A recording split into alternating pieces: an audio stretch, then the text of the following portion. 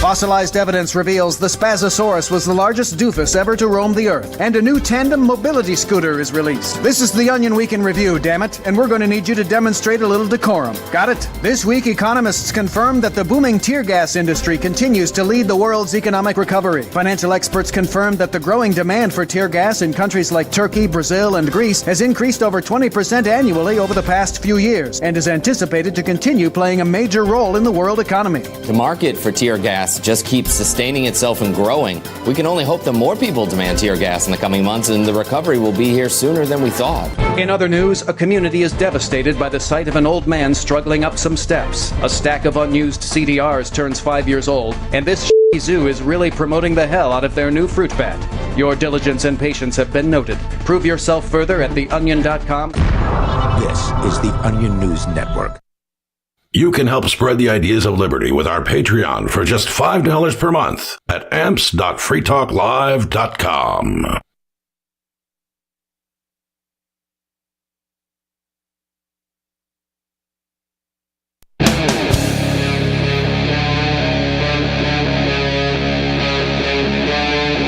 Free Talk Live.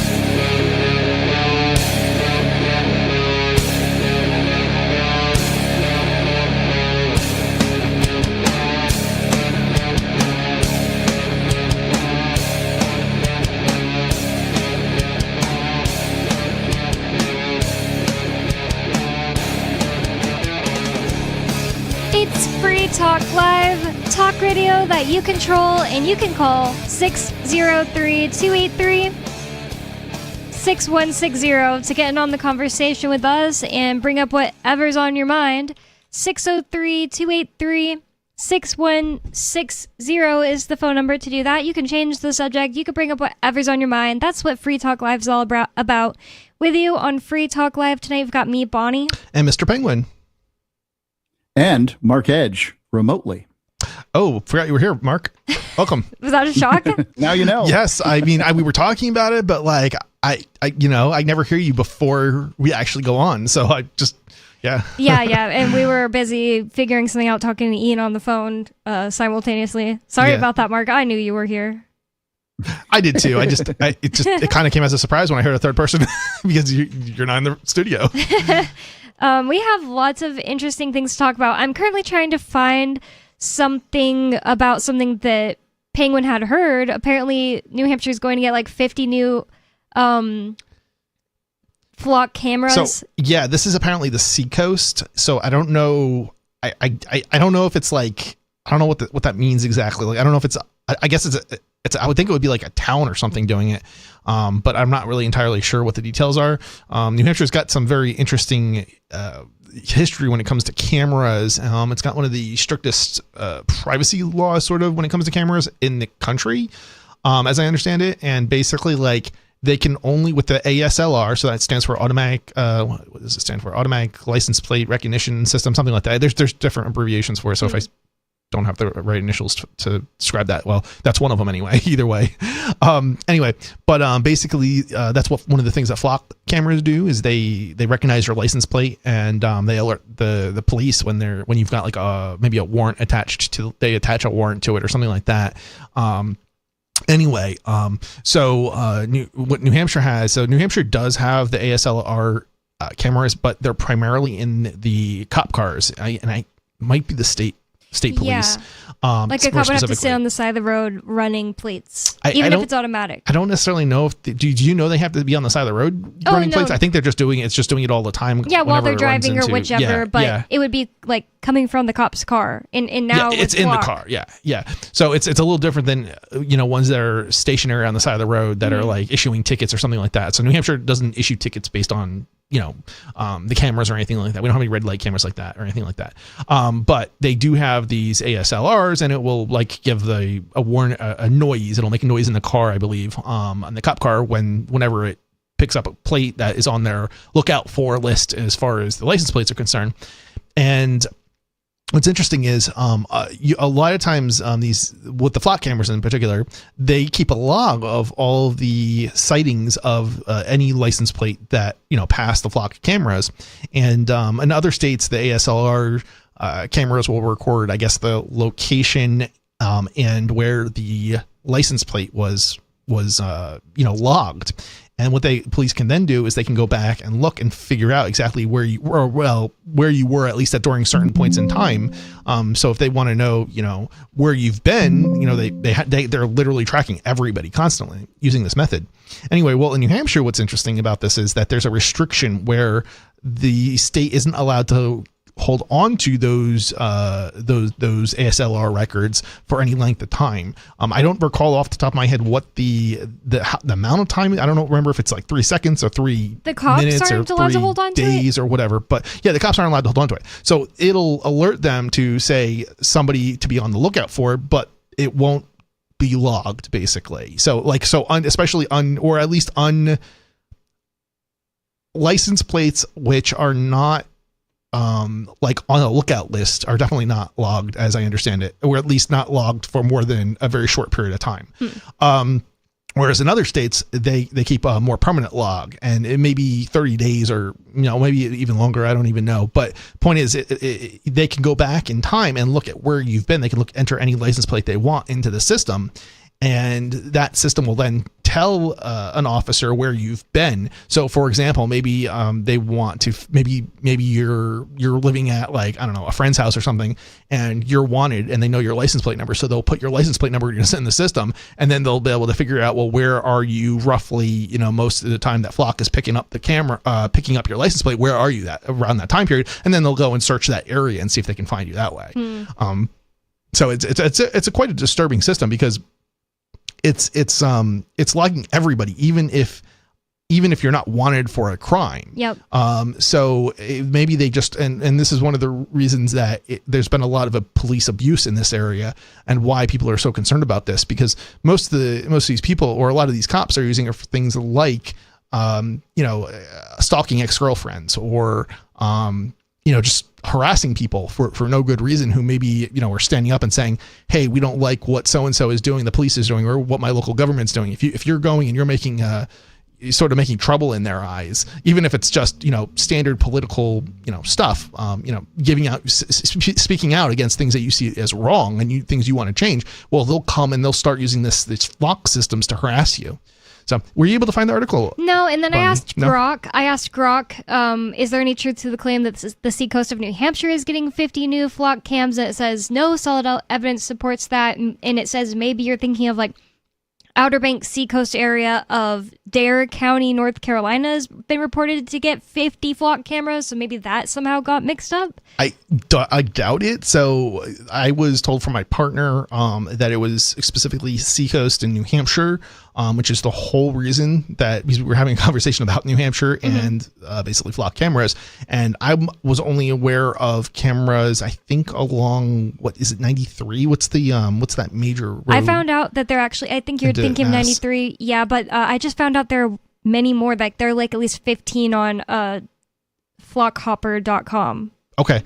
I think most of those are right in the Manchester area along 93, if I recall correctly. And also some are in the seacoast area from what I saw. That might be. It might be the seacoast and right along 93, which is, so 93 is an interstate highway connecting, I think it's, what is it, Massachusetts all the way to Maine? Yeah, I think believe. Maine, Massachusetts, and New Hampshire goes through or right next to Concord and Manchester. Anyway, so yeah, so New Hampshire it's not the worst state, but we really need to ban government access to any kind of ASLR data, that exists by third parties, or even in the cop cars themselves. I think because that's really the only way to sort of nip or start to nip this problem in the bud. I really hope that some state reps think that this is an important topic to take care of next session, because I think that they could get a lot of support. I actually was, while you guys were talking, I was pinging a guy that I know is working on it. His name's Michael Granger, and he's part of the New Hampshire Liberty Alliance. Yes. And he says this is illegal, but that they're going to pass new laws to make it more clear just how illegal it is. Excellent. See, I mean, one of the problems here is you can pass as many laws as you want, but they're still going to do whatever they're going to do because there's no penalty for it usually, and there's no enforcement even if there is a penalty. It's quite disturbing, but that's the reality of it, unfortunately. It's kind of that way. Is the cops exist in a land outside of the law, but New Hampshire is unique. Every other state, what I like to call the authoritarian 49, right? Yeah. They pay their legislators enough money that lawyers will be interested. You should give Dennis Pratt his credit for the authoritarian 49. I don't have to give anybody any credit for anything. So they pretty much every legislator throughout the United States at a state and federal level is a lawyer. Something like 90% of them, except in New Hampshire, where the vast majority of people are not lawyers. And if you ask anybody, this is politicians you're talking about, right? Yeah, like state reps. Yeah, state reps. Okay. I just want to clarify. This is politicians that are 90% of them are lawyers. Apparently, I did not know this. This is an interesting stat. Not in New Hampshire. I understand that. I am aware that New Hampshire is very different in this. Well, very different in a lot of regards, for that matter. But our reps are. We also have the largest state house in New Hampshire, in the country, I believe. So as among legislatures, we have the largest of them. We have 400 members in a state of 1.3 million people, which is, a great deal of representation. The only thing that comes close is Vermont, and then it just peters off dramatically after that. Yeah, I think the only other one is I believe it's nowhere near comparative just because the population of the United States is huge, but I believe the what is it? The United States House is also something around that size too, but obviously in terms of per per capita, I guess, representation. Obviously, 400 for 1.3 million is huge, and 400 for 300 and whatever it is now, 50 million people is not. Yeah, so I think, in my opinion, if you ask the vast majority of Americans, hey, do you like the idea that the government has these cameras that are watching everything that's going on? The vast majority of them say, no, that's what, I went to school. They made me read 1984. That's exactly what the problem was there. I don't want that. Yeah. But the politicians are getting payoffs. The cops, they want that stuff. And so in the vast majority of states, their lawyer industrial complex is just so thorough that it doesn't matter what you want. But in New Hampshire, it does make a difference. Well, and the interesting part is I believe the story about the 50 cameras, flock cameras that are going to be installed on the seacoast. I believe I was told that is being funded by, I think, federal grants. Wow. So, yeah, and it's actually interesting. So New Hampshire, after 9/11, got grant money, and most states did, to install cameras at all of the intersections in cities and towns.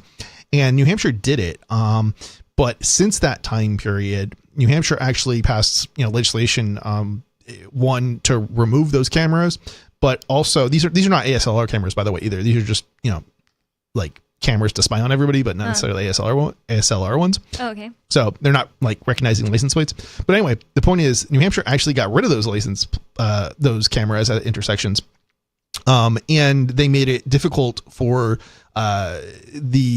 more difficult for cameras to be deployed, period. Unfortunately, that legislation has gotten loosened up in past years. So now it's just a rubber stamping of some police chief or something of that nature, or attorney general or something. But nonetheless, we still do have way fewer cameras than pretty much, if you go through New Hampshire, you're going to notice there's way fewer cameras in New Hampshire than pretty much anywhere else. There are some cameras in between towns going over the mountains. That's one of the main places. And there are, unfortunately, I have noticed that the city of Keene, probably illegally, but I don't know for sure, but they have cameras now along around the the Rotary or the Circle, or the Central Square in downtown Keene. They've got some. So I am actually very curious as to whether or not they have permission as they're supposedly required to get, or not for those cameras. But yeah, so they're basically traffic, what they call traffic management cameras, not cameras, for like criminal investigations or for like ticketing people for like red light cameras. So if you're speeding or whatever, or you make a turn on red when you were not supposed to, you're not going to get a ticket in New Hampshire because New Hampshire just doesn't have those types of cameras. And that's because the citizen legislators don't want them. Yeah, for sure. Well, I didn't find anything. I was just kind of letting you guys talk while I looked for any news about that. But I saw that there's apparently 61 APLR cameras in New Hampshire. In New Hampshire? Not necessarily flock specific. Okay. And it wouldn't give me answers of flock specific. That's interesting. That sounds like it probably does not include state ASLR cameras in the cop cars, because I don't know. Yeah. If it's probably, those are probably like, I think that's really interesting. I'm not sure what that number would be, because if they've only got 61 of those in cop cars in New Hampshire, there's like, I think there's something like 2,000 cops in New Hampshire. I don't know if that includes state and like city cops or not, but there's something like 2,000. So I don't know, but I'm sure there's more than 60 state troopers in New Hampshire, I would think. So that wouldn't be, I would imagine that, I mean, they would probably have more. It's probably like one cop car, one state, for every state cop car, there's probably an ASLR, I bet, but I don't know. Oh, and by the way, recent activity, it said 5 new were reported this week, 9 new were reported in the last 30 days, but 9 were removed in the last 30 days as well. No, that's good. Yeah. I wonder what they mean by removed. Like, did the towns get mad? I really would like to know. There's been a lot of pushback across the country in regards to flock cameras. So a lot of cities are, getting rid of the flock cameras, or adding restrictions as to like when they can use those cameras. Now, you had another flock story, I believe. Did you find that one? I'm guessing that's the one where flock has said something about they're going to put restrictions on, yes, it's new privacy rules. Yeah. Yep. Did you have the article up? Yeah, it's from Reason. Why don't you go through it? Before we go, let me real quick jump in. Yeah. Michael Granger says regarding this, he's out and about with his family right now, and this wasn't a prepared interview. I didn't know what you guys were talking about. So yeah, obviously. Sorry about that. But he said, every day we find another place to shove more specific regulation for these people. And he's basically saying that he's going after, they're trying to be very, very clear. So flock cameras, as far as he's concerned, a legislator in New Hampshire is concerned, are already illegal. And we're going to make sure that they remain illegal, and we're making them more illegaler any chance we get. I will say we do have to be a little bit careful in regards to, passing legislation on, cameras, because, we don't want to accidentally make it illegal to, and this is one of the problems we have had in New Hampshire in the past. If I'm in public and I'm filming somebody, I don't want to be arrested for, recording like an interaction with a cop or, something of that nature maybe. And they have arrested people for filming on public streets in New Hampshire, in the past. I don't want to say this is a huge problem or anything like that, but the point is that there's a law against wiretapping, and that law has been interpreted broadly enough where it's not what you think it is. You think it's like, tapping somebody's phone line, but that's not what it is. It's like intercepting the audio or something like that. And so they are like interpreting that to mean if you're filming on a public street, if you're recording audio, now that law has sort of been, that's not how the courts have interpreted it. But the point that I'm simply making is that people have been arrested for it and had to fight this in the courts. And, in order to, get, basically a precedent saying that, yes, you have the right to film in a public street as long as you're, clearly filming, like you have a big camera and you're not doing it secretly and everything else. Because that's a constitutional First Amendment issue there. So. Yeah. Well, yes. That much is true. I don't think that, this is the difficulty, right? Is that the government is so big and so confusing, and they want it to be confusing. They want to go after you. They'd love to make you believe that it's the left versus the right, when in fact it's the authoritarians versus the rest of us. It's the left and the right. Yeah, well, I don't know that I think that that's true. I think the vast majority of voters want more freedom for themselves. Yeah, sure. I think, Mark, I think it's more like they want more freedom for themselves, but then as soon as you talk about a particular issue, whether it's immigration or it's, I don't know, gay rights stuff, then all of a sudden that they're like, oh no, we want freedom for ourselves on these other issues like religion or something like that. Yeah. But not for, whatever else. And it's not, in fact, religion alone, they'll want the religion to pray for themselves in school, but not for the Muslims. Right. And it's not like it's the left, just the left or just the right. They're both sides, literally the left and the right both want it. They both are authoritarian.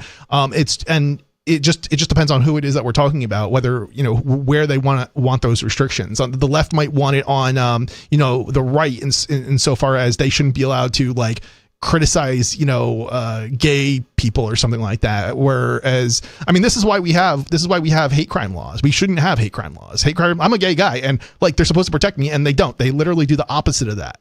It's absolutely disturbing. Somebody, saying something that maybe they should not, just because they said it doesn't mean they should be arrested for it or have another charge added to it or because, an enhancement. When something is illegal, it shouldn't be also legal to think about doing it with an angry heart or whatever. That's not even provable. Speech needs to be protected to the utmost degree. Otherwise, we don't have.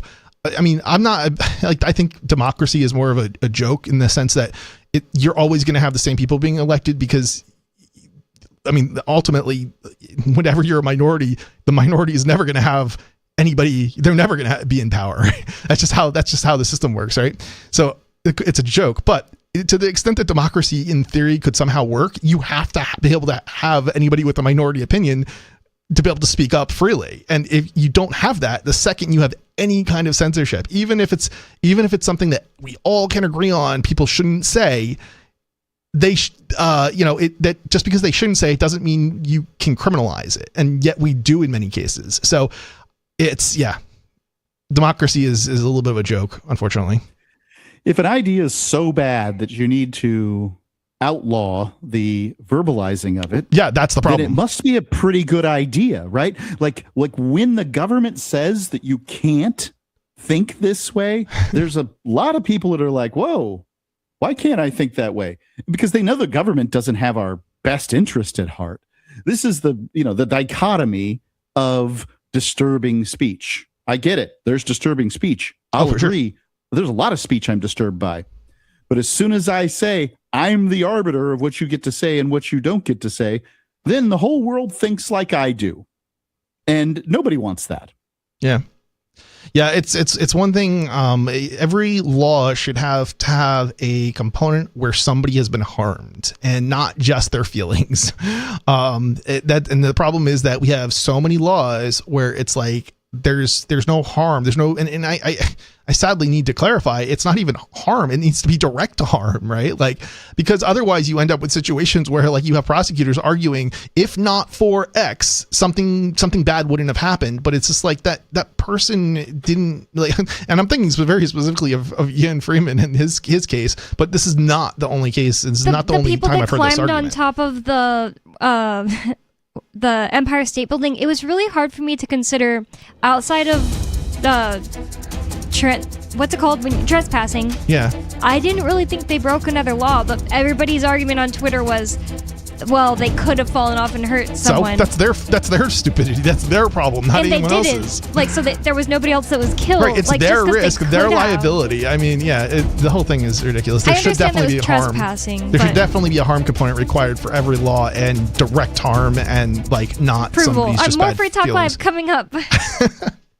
Cash Crunch, there's an app for that. I'm Holland Cook with Inflation Hacks. You can earn cash back using the Upside app for gas, groceries, and at participating restaurants. Open a free account and then claim offer at participating businesses. You can redeem points for gift cards or deposit to your bank account. And who pays for this? The merchants who want you to be a regular. Read more at upside.com. You might already check gasbuddy.com for best price at the pump in your zip code, and their free forever gas card can save as much as 25 cents a gallon. And here's a tip. If you're unfamiliar with an app, hit bbb.org, the Better Business Bureau, and Google user reviews. Be careful which apps you let onto your phone. How are you coping? Post your inflation hacks on the blog at andyoucanquoteme.com. From Feature Story News in Washington, I'm Nick Harper.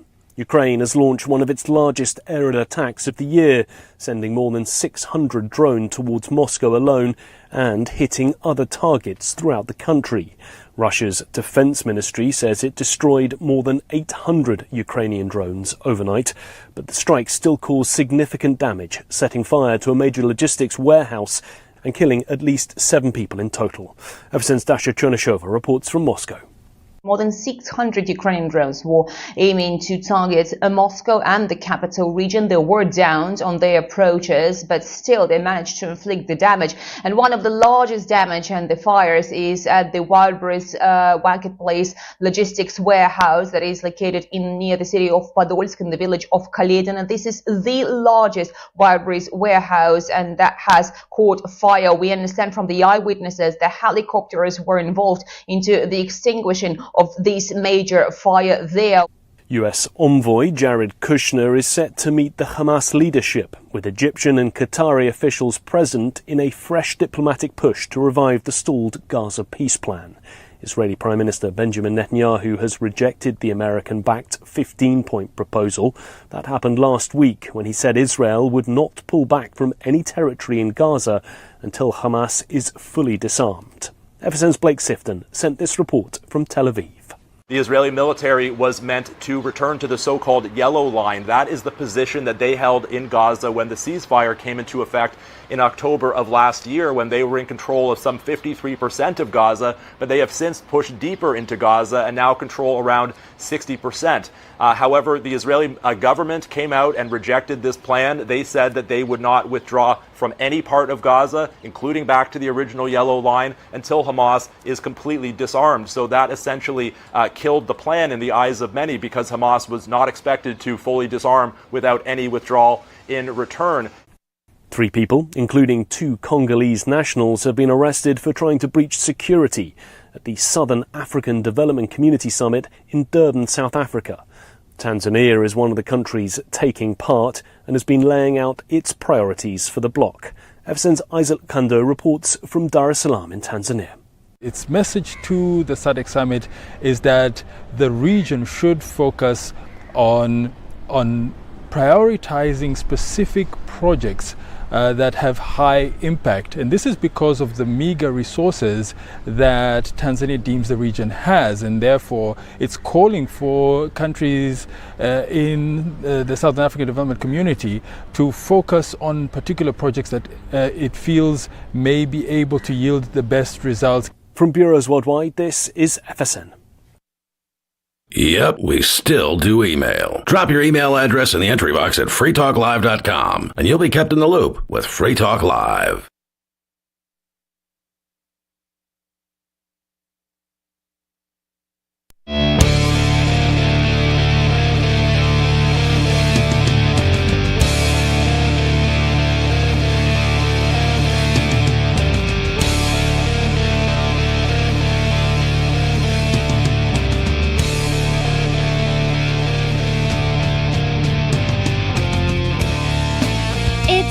Talk Live. You're listening to Free Talk Live, talk radio that you control.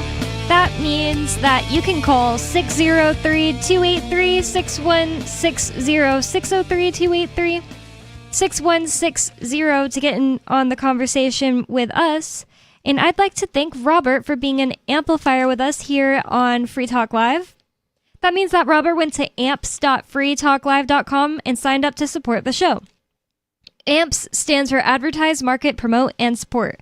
Thanks to Robert and everyone who supports us. Again, that's amps.freetalklive.com if you'd like to check out the perks and benefits of becoming an amplifier. And we really do appreciate all of our amplifiers. Thank you to Robert. Tonight on Free Talk Live, you've got me, Bonnie. Mr. Penguin. And Mark Edge, remotely. Yeah, I was going to say, are we actually there, Mark? I'm here. He hesitated. I don't know why. Yeah, is that because of a latency issue? I think it's a latency issue. Yeah, okay. It didn't seem like I hesitated to me. Oh, okay. Yeah, latency is a thing when people. This was one of the reasons why Ian is not a big fan of having people on remotely. Is because of the latency. It seemed fine so far to me. It's I don't know if it's too terrible with Mark on usually, but there is sometimes a little bit of latency, like just now, probably. Well, Ian developed his opinion 20 years ago, and I'm not of the opinion he's wrong. I think that it's superior to do a show where everybody's in the studio. Yeah. The question is, as you know, what Free Talk Live is these days is, can you get high quality hosts in Keene, New Hampshire on a Sunday night? I got a new one today. Free. I think the answer to that, Mark, is that we've never had high quality hosts.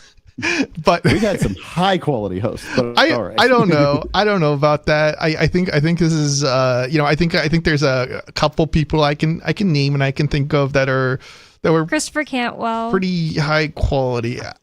Really? Was that a joke? Or no, and he was really? funny libertarian.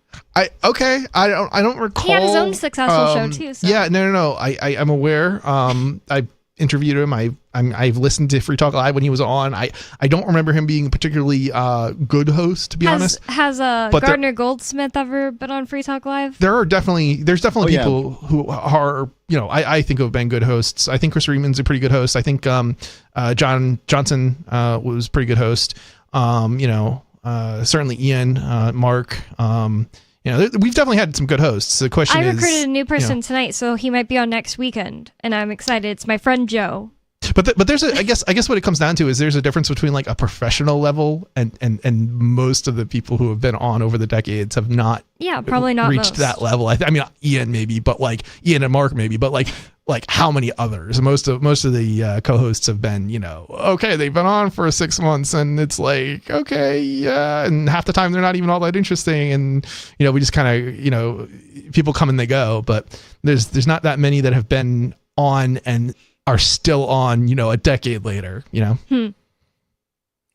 Well, Ian developed his opinion when he and I were on the air. And then when anybody would be brought on, they'd be surrounded by two professional hosts. And that tends to elevate whomever it is. They don't feel the pressure of being on the air and a variety of things like that. Then, we show them how to bring in show prep and things like that. So we kind of trained them up to a intermediate level. Yeah. Yeah, I definitely think that we've had people on who've been on, and you know what also it helps is when you're on regularly, like if you're on every single week. Oh yeah. You I mean, not everybody gets better, but a lot of people they become way better than if they're only on here and there. Some people are just hard to sort of listen to, period. And not everybody's got a great radio voice or is going to be bringing in. I'm sure different listeners have different topics. favorites. Like I remember. Oh yeah, I'm sure people used to always just like there were specific callers that would even call in to say that like Captain Nikki and Richie Rich, I think it was, they had their like Sunday shows where they were like more funny. And and there were certain callers that would call in to say that they loved it, and callers that would call in to say they hated it. Yeah. So it's like Yeah, I mean, and some of this, the eye of the ear of the beholder. Some of this is certainly, I think, not necessarily how good you are, but what you're talking about. What are you bringing in? What kind of conversation are you? Yeah, like, stories are you drumming up and conversations are you having? Right. Yeah, like right now we're just talking about like meta. Yeah. Free Talk Live, talking about Free Talk Live. So I think we should talk about the Flock safety new privacy rules that we're going to talk about. Oh yeah, for sure. Let's get into it. From Reason, I think a lot of people are interested in the Flock thing. Oh, for sure, definitely. It's weird. I heard of a Free Stater kid, like a Free Stater who now is, or a person who is a Free Stater kid is now an adult. Apparently, he's been arguing with a Free Stater friend of his that he thinks Flock is good, and he's like pro-Trump now, and like probably doing like a 180. So that's the first person I've heard that said like Flock is good. Yeah, this is What's the word I'm looking for? Like Rebellion? Yeah, this is teenage rebellion for sure. Absolutely 100%. Something tells me probably, it's interesting. It's just like, this is just one of these things. The likelihood, you cannot, just because you have libertarian parents that might both be libertarian even, does not necessarily mean that the kid's going to be libertarian. Yeah. It doesn't. Just the way that, two conservatives, that doesn't mean the kid's going to be, conservative. It's just one of these things where it's conservatism appears to be genetic to some extent. And, conservatism is more genetic than being gay, Chris, from what I've seen out there. Do you guys think of being gay or not as genetic? I don't think it would be, or else there'd be like whole family lines that would just disappear. disappear. They say they're born that way. What's that sound like? But that's an interesting question. I don't know that like it's not like a disease that like you inherit. Like I don't know. Like I don't. Yeah, like it's interesting. None like of your brothers are we gay, were told at my age, right? Like there was a time when these gays can't help it, and you can't be mad at people for even being if you the can't way help they were it, born to be. Doesn't that not necessarily mean that it was genetic? Because like if no one else is in your family. It's either nature or nurture, right? Either they got diddled at 11 years old, and that's good, and nobody's willing to say that, or it's not it.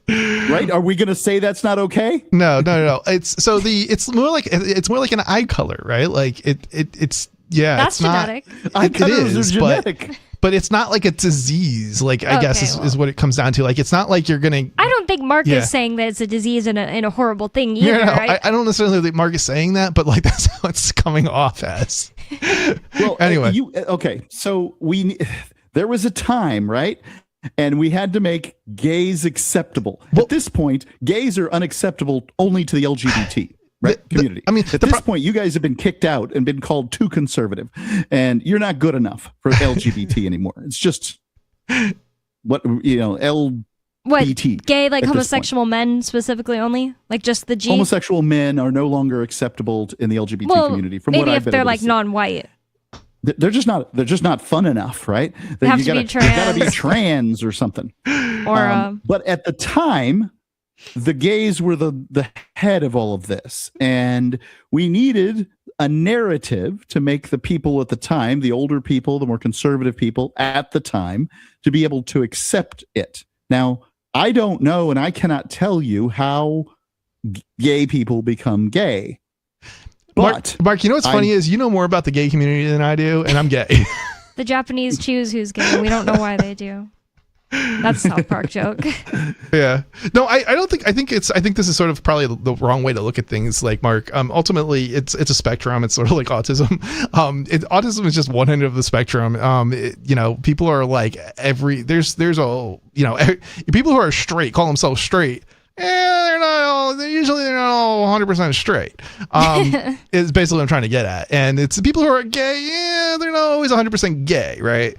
It's just not a binary thing. Is what it comes down to. Well, it kind of is. So the Kinsey scale is the scale, right, where we rate people, and I don't know why, but from 0 to 7. So it's we couldn't do 1 to 8. We had to do 0 to 7. We couldn't do 1 to 10. We couldn't do any of these things that make any sense. But I can't remember which one's which, but on one end of the scale, you're super gay, and on the other end of the scale, you're super straight. And everybody would like to believe that they sit at the either end of the scale. And you're right, Chris. Lots of people sit more towards the center, but the majority of those people, the vast majority of those people that sit towards the center, are female. The men tend to sit in an opposite bell curve. That they're either more gay or they're more straight. I want to ask you a question, Mark, if I could. Yep. All right. So when you're thinking about pretty women, are there certain women that you're more attracted to than others? Sure. Okay. Well, same thing with, Is this the primrose path? I have no idea. Primroses. I have no idea what that is. But the point that I'm making here is... The primrose path is a path that you lead somebody down, but question by question. Yeah. Until the very end where you go... and knock him over the head. Yeah, Please, no, go ahead. I don't know. But basically what I'm trying to say here is that it's just like that. That's sexuality. There's gonna be certain girls you think are pretty, but there are certain other girls you're gonna think you're even more interested in those girls. You know what I mean? And it's the same thing with everybody, right? I'm a zero. Yeah, I just it's took the like test while you guys were talking. I mean, there's was it 0 to 8? 0 right? to 0 to 7? 6 on this one. This one is idrlabs.com. I got 0, exclusively heterosexual. Yeah, so I say I'm gay, right? But I also like more feminine guys. So, what does that make me? Does that make me straight? This quiz didn't ask me anything about something like that either. So maybe you would just get exclusively homosexual in it. I don't know. Yeah, I mean, I think it's kind of ridiculous. I mean, I'm into guys, right? So what difference does it make whether? But the point that I'm making is that it's sexuality is way more fluid, than people tend to think of it, as. I tend to think it's not genetic because if it was, wouldn't whole bloodlines just die out? Like anyone you knew that had gay relatives, like most of them would end up being gay and then they die out. I mean, what would be the evolutionary reason? But there's blue eyes in Africa, right? So there's just sometimes the genetics will. What's that? Are there like outside of like albinos or something? Well, no, happens. Albinos is like red and purple. Right. So what happened was that people who moved into Europe were black, right, and blue eyes were rare. But blue eyes allowed you to go hunting on the glaciers more easily or whatever. And, so that trait, for whatever reason, in that community was more desirable. And those people bred more. And so we got more blue eyes in Europe. So in Africa, it just didn't work that way. So Bonnie, something I kind of want to go back and point out is, it's not, I don't think, so it doesn't really work that way. Like, this is kind of how I was saying. You can, first of all, even if you have a,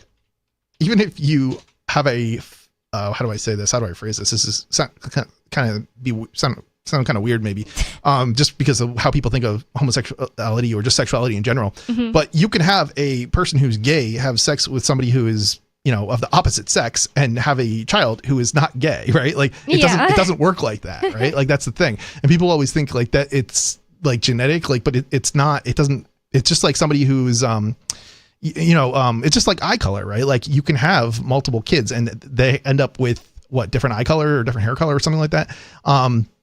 Even though it's from the same two parents, it's not going to necessarily, be the same for every kid. That's just not how genetics really works. It wouldn't be like 100% of the time. That's a good point. Yeah. But what's the evolutionary reason for it to be genetically, like we need a certain amount of people being gay genetically, like cut down the population? So I think when they've looked at this in the past, and it's hard to tell how accurate this numbers are, like when you start asking these questions, because a lot of people don't want to tell you the truth, right? Or they're denial themselves or whatever.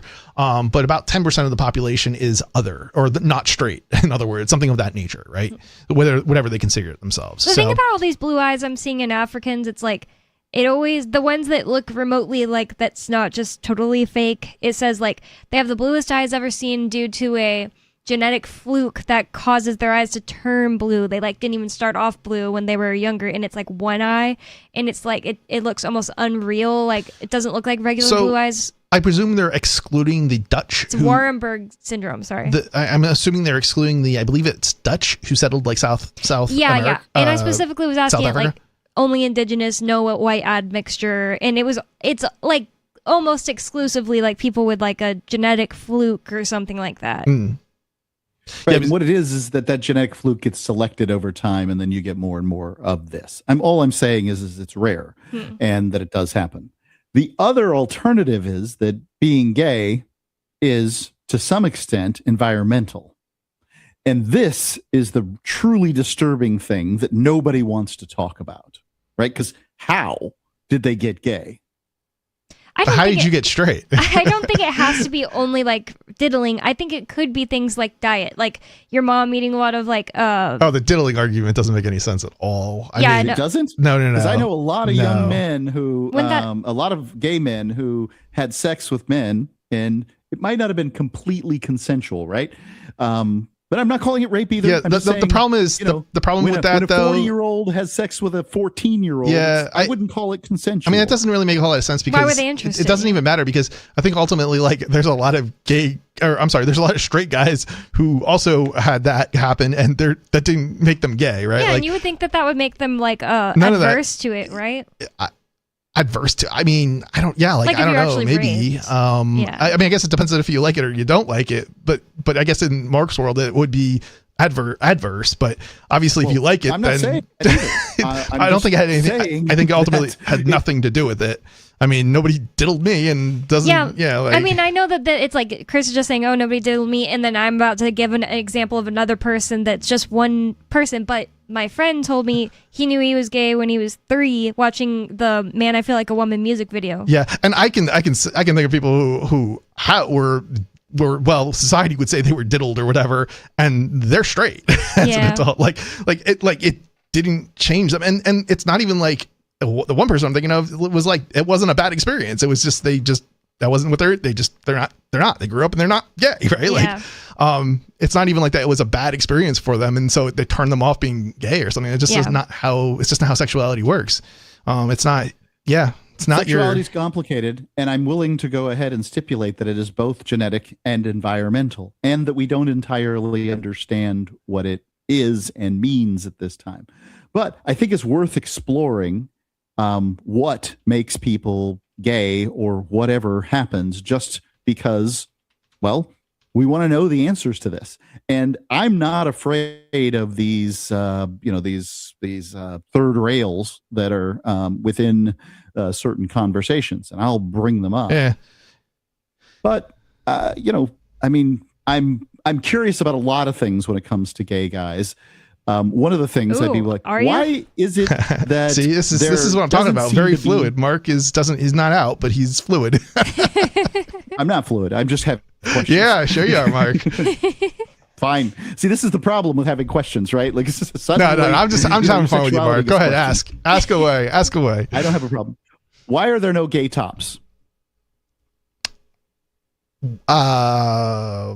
I don't think that's true, but what do you mean? Like, I don't think that's why are there? I mean, I know what that means. TJ told me it's not true. Yeah, this is just totally not true. Even though there was a gay guy that I was really close with that would like complain to me and say that it was true that like everyone's bottom, even the ones that everybody thinks is a top, and you get to know them and then you find out he's actually a bottom as well. Like that was like kind of a trope and almost like a joke, and that person told me that was true, but TJ told me it's not. TJ's older. Here's what I would say about that. I think there's 9-1. There's definitely exactly. There's definitely guys who are submissive, and then there's not. Yeah. So I'm definitely not submissive. So yeah. Okay. Well, what was the point you were going to make? Because I do believe that there are probably more bottoms than tops. That's maybe not the word we should be using on the radio. Really interesting. Just from people I know that are maybe like my age at least, and what they've told me. I also have friends that are like a couple, 2 gay guys. They've been together for like it feels like maybe 10 years now, and like they have their own role. Like it's not like. Well, I mean, and so here's the other problem, like with the thinking, like on this, like you're probably talking about a particular type of gay guy, right? Like you're not. I mean, so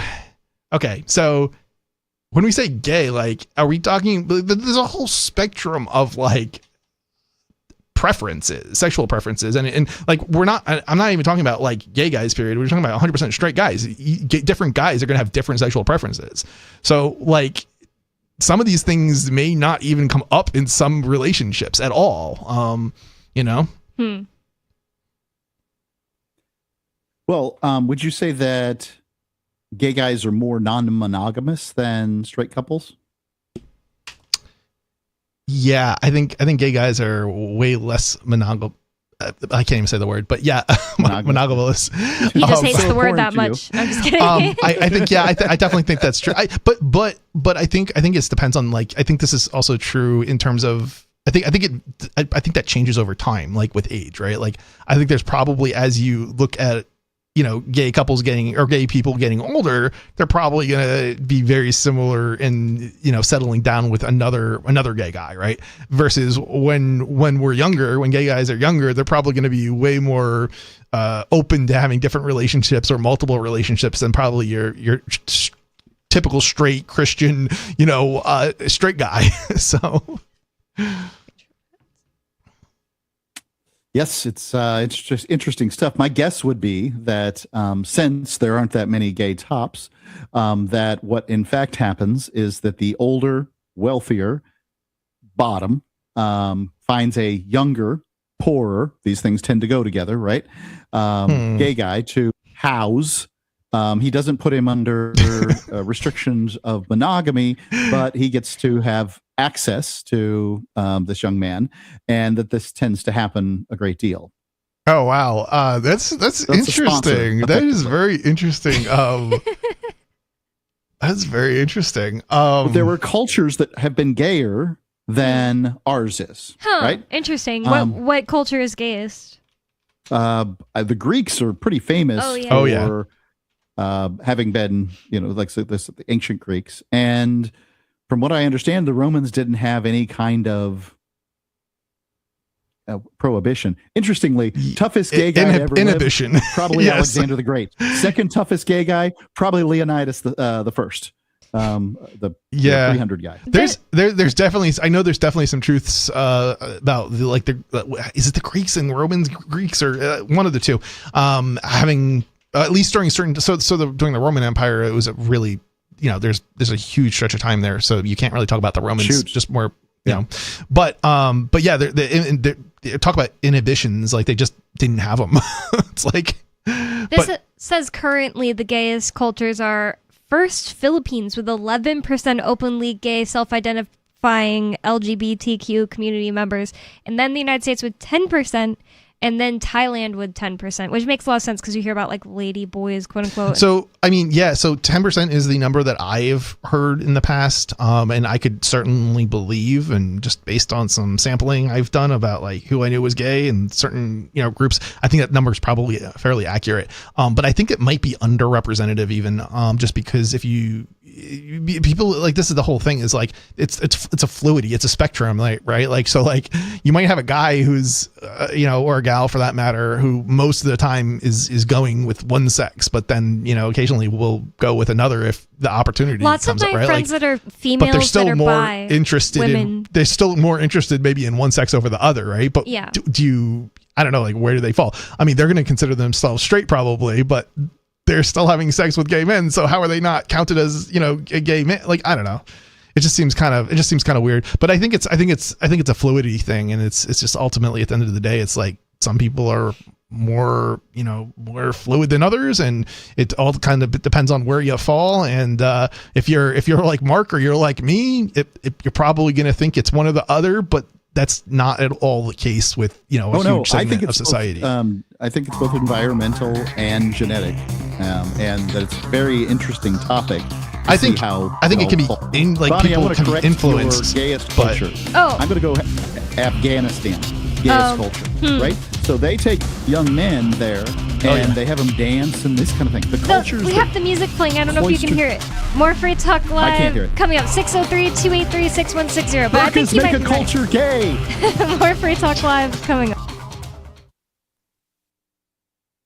Some of you have wanted to support Free Talk Live's mission on a monthly basis, but don't want to support Patreon. Now we have an alternative that also helps our premier streaming platform, Odyssey. Visit video.freetalklive.com and click Join at the top of the channel. You can subscribe for $5 per month, and unlike other subscription services, Odyssey adds their processing fee on top, so it'll cost a little over $5 per month, but Free Talk Live will receive the entire amount you pledged. Higher donation tiers are available if you're feeling so inspired. You'll get a special membership badge that's visible in the Odyssey chat room, and if we get enough supporters, we may enable members-only chat. This new subscription method is a great way to decentralize our direct listener support away from just Patreon and also support a libertarian-run business, Odyssey. Please visit video.freetalklive.com and click Join to subscribe to our Odyssey channel and help support spreading our message around the planet. Visit video.freetalklive.com and click Join today. The new 4th edition of Healing Our World, The Compassion of Libertarianism will take your understanding of liberty to a deeper level and has over 1,300 updated references, new cartoons, and a foreword by Dr. Ron Paul. With discounts for multiple book purchases, the 4th edition of Healing Our World is a great gift for the liberals, pragmatists, environmentalists, and Christians in your life who think libertarianism is cold-hearted. Get yours today at healing.freetalklive.com and use promo code FTL for a $5 discount. There are lots of ways to listen to Free Talk Live. Our podcast has been around since podcasts began, and now the FTL feed is loaded with content besides our full show archives. Did you know that we make it easy for you to customize your podcast subscriptions? We have different feeds, one that includes only our full shows, one with just the Daily Digest, and our main feed that includes everything. You decide what you listen to. It's quick and easy to customize your feeds at feeds.freetalklive.com. That's feeds.freetalklive.com. You're listening to the live edition of Free Talk Live. Hour number 2 is next after the news here on the Liberty Radio Network at LRN.FM.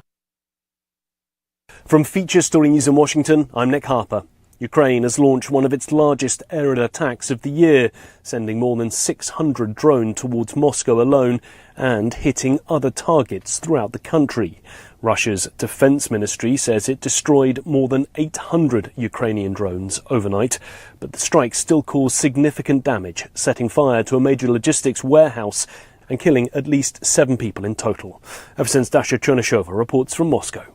More than 600 Ukrainian drones were aiming to target Moscow and the capital region. They were downed on their approaches, but still they managed to inflict the damage. And one of the largest damage and the fires is at the Wildberries marketplace logistics warehouse that is located near the city of Podolsk in the village of Kaledin. And this is the largest Wildberries warehouse, and that has caught fire. We understand from the eyewitnesses that helicopters were involved into the extinguishing of this major fire there.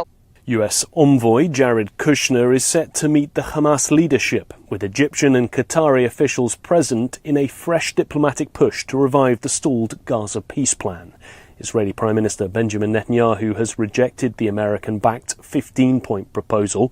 That happened last week when he said Israel would not pull back from any territory in Gaza until Hamas is fully disarmed. FSN's Blake Sifton sent this report from Tel Aviv. The Israeli military was meant to return to the so-called yellow line. That is the position that they held in Gaza when the ceasefire came into effect in October of last year, when they were in control of some 53% of Gaza, but they have since pushed deeper into Gaza and now control around 60%. However, the Israeli government came out and rejected this plan. They said that they would not withdraw from any part of Gaza, including back to the original yellow line, until Hamas is completely disarmed. So that essentially killed the plan in the eyes of many, because Hamas was not expected to fully disarm without any withdrawal in return. 3 people, including 2 Congolese nationals, have been arrested for trying to breach security at the Southern African Development Community Summit in Durban, South Africa. Tanzania is one of the countries taking part and has been laying out its priorities for the bloc. FSN's Isaac Kundo reports from Dar es Salaam in Tanzania. Its message to the SADC summit is that the region should focus on prioritizing specific projects that have high impact. And this is because of the meager resources that Tanzania deems the region has. And therefore, it's calling for countries in the Southern African Development Community to focus on particular projects that it feels may be able to yield the best results. From bureaus worldwide, this is FSN. With FSN Spotlight, I'm Simon Marks. What happens if there is no conclusion anytime soon to the war in Iran? Now heading towards the 6-month anniversary of its commencement at the end of February, there is no indication that negotiations are even close to getting the Strait of Hormuz reopened, much less resolving long-term issues including Iran's nuclear aspirations that President Trump cited as the principal reason for starting the war in the first place. Alison Miner is a former National Security Council Director for Arabian Peninsula Affairs in Washington, and she told Foreign Policy magazine the who's up, who's down commentary over the negotiating process may be misplaced. I think something that's missing from the conversation is the prospect that the war will not end. Most wars over the past 80 years do not end. Less than 20% end in a decisive military victory.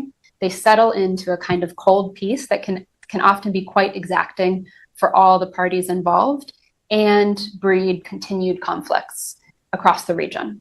And I think we're gearing towards a situation where the US-Iran conflict could settle into something that looks a lot like that. Tomorrow, what does all that mean, not only for Iran and the United States, but for the world's economy, with so many governments fervently hoping that the war does come to an end in order to restore international economic stability? With FSN Spotlight, I'm Simon Marks. And the main news again, Ukraine has launched one of its largest aerial attacks of the war, sending more than 600 drones towards Moscow. US envoy Jared Kushner is going to meet the Hamas leadership in a fresh diplomatic push to revive the stalled Gaza peace plan. And 3 people have been arrested for trying to breach security at the Southern African Development Community Summit in South Africa. That's Feature Story News. Nick Harper reporting.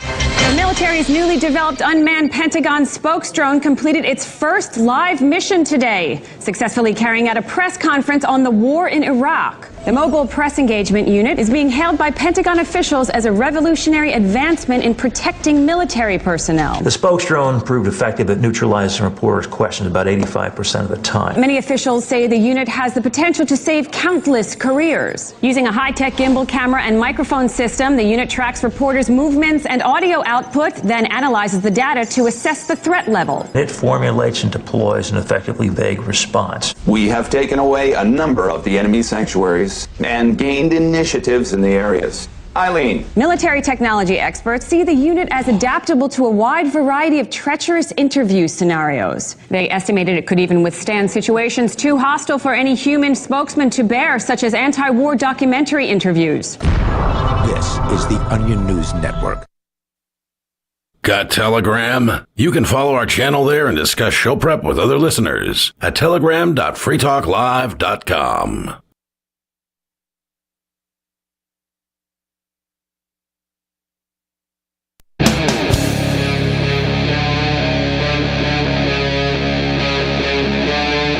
Free Talk Live.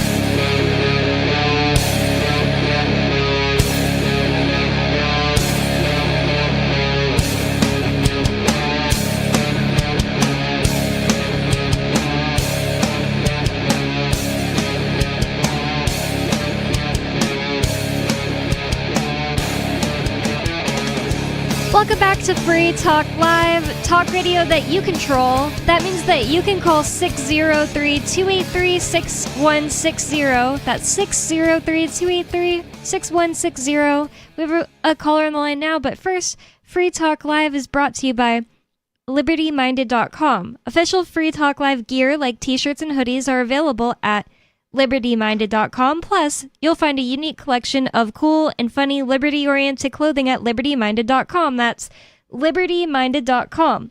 With you on Free Talk Live tonight, you've got me, Bonnie. Mr. Penguin. And Mark Edge, remotely. And we should just go to the phones before we get into our Reason.com story about Flock. Sarah in New Mexico. Sarah, recently your phone has been making kind of this loud noise, so if you could just try not to talk so close to your phone. Sorry to start off the call like that. What's on your mind? On speaker. Okay. Yeah, I got him off on. Yeah. So sounds good right now. I have to remember to do that. So I wanted to bring up that intelligence speed assistance systems that they have in the state of Virginia. And I had mentioned it on a call-in show here, KKOB. Then Candy Cruz, one of the hosts, said, hey, I would like to put that in my son's car. I guess she has a young son and he drives like really crazy or speed. Like, I want to put that in my son's car. And I think she was being funny.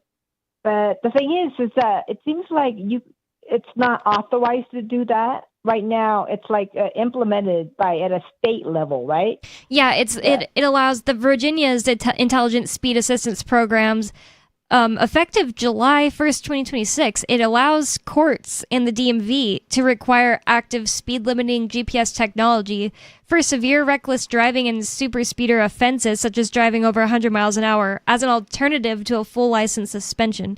Well, that must mean that the technology is there, that it could possibly be done by, like, I don't know, by somebody's parents. But I don't know. The thing is, it's not there yet. But I was told that from this show that it had it in England, right? UK, United Kingdom had it first. Oh, I know it's in Washington. Is this speed limiters or speed monitoring? No, it says this is caps, acceleration. Okay. Yeah, so limiters. Yep. Okay. Yeah, this is actually common in like work vehicles and things of that nature. Oh wow. Oh, already. But it was legal in England. But the Candy Cruz was asking, I want to put, as a mom, I would like to put this in my son's car. And, why not have it go there? Now, right now it's implemented by the state, so. I don't know, honestly. She was saying that she called into a Albuquerque radio show and talked about it, and the radio show host said, oh, I'd like to put it in my son's car, but I'm not really sure if it is possible. Can I put a speed limiter on my car? And it says yes, you can. It's expensive, I think, is what it is. Yeah, you'd be paying a little bit of money for have something like that installed, but you could do it. It says plug and play electronic units. These intercept the signal from your electronic accelerated pedal to restrict engine response. Then there's also ECU remaps and flashes, which is professional tuners can reprogram your car's computer to lower the factory top speed governor. And then aftermarket cruise and limit kits. Systems like those from specialized suppliers integrate a dedicated speed limiting mode via an added stalk or button. Okay. Oh, that's interesting. This is probably is expensive, I bet. Thank you, Sarah, for the call. Yeah, so I'm thinking of a speed limiter device, but it may be that they have ways you can do it using the the debug port, basically on the vehicles that have been in the car since the 90s, late 90s at least. Yep. And that would probably be a cheaper way to do it if you can do it that way. It did say it had to be a modern car. Well, we have another caller on the line. Turd Ferguson in Pennsylvania. You're on Free Talk Live. What's on your mind? Well, I'm super excited. The news is out. I saw in Lori's Discord earlier that Chris Penguin officially fixed the Matrix server, and it's uploading tomorrow. I'm so happy. Chris, you are the man. Is that true? Chris. Yes, it's true. Is it coming back on tomorrow? Sounding off in the Discord. The Matrix is coming up back live tomorrow. I don't think it is. No, you can. There's channels you can join that we have, but the server is not fully up and running. Wait a minute. They said, hold on a second, because they said that you're just pulling one on everybody. Unfortunately, no, I'm not pulling one on anybody. So wait, are you telling me that the Matrix not done?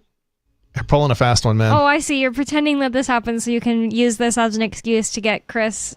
Tell Chris to do it. He's just egging me on here. That is nonsense. I would never egg you on, sir. I don't know if we believe it. Yeah. Well, hold on. If the Matrix isn't coming back on live tomorrow morning, like everybody's saying it is, then when's it going back? Yeah, on? I want to know who this everybody is because I haven't seen that. It's a Trump's use of the word everybody. Yeah. Everyone's saying it. Everyone agrees. Well, everybody in Lori's Discord saying it. They're all blowing it up right now. Aren't you guys content with Lori's Discord?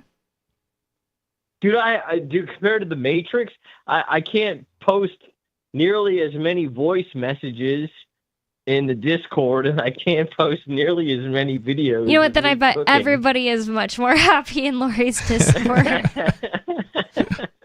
Are there people that listen to the show that would want to join it that don't know how? I honestly don't know if it's fully public or anything like that. Well, that's a good question. Yeah, we could just have Lori shout it out if you don't know, because I don't know. Wait, what? I said we could have Lori shout it out herself if you don't know if she wants it public, because I don't know. I'm not in it. You mean her Discord? Yeah, I mean, maybe she does. I don't know, but I'm way more interested in this Matrix server. We're gonna get it back, guys. It's gonna yeah. I mean, we could bring up a whole new server right away in a matter of like an hour probably, but it's well then do it. Well, I mean, we could. I guess maybe we could. Maybe what we can do is we can just not even worry about the making it scalable. Yeah, I mean that would be the thing is if it's the problem is if it's not restricted and it's open to everybody to join, which is how it was before, we end up getting to a point where it doesn't, we run out of resources. So if it's more limited and not anybody can join, then it's probably not as much of a problem to maintain. So you excited me, Turd. I thought you were gonna. I literally pulled up a new tab and I was about to search like Addison Rae album. You were like, I'm excited. The news came out, and I was like, what? Wait, what? See, now Addison Rae's album's coming out? Nope, I just did to you what you did to me when you started the call, and you were like, "Oh, I'm excited. I heard the news today." I was like, because yesterday you called about being sad that Addison Rae's album hasn't come out yet, and then you called today and say you're excited, and you just heard the news. So that's what I thought you were gonna say.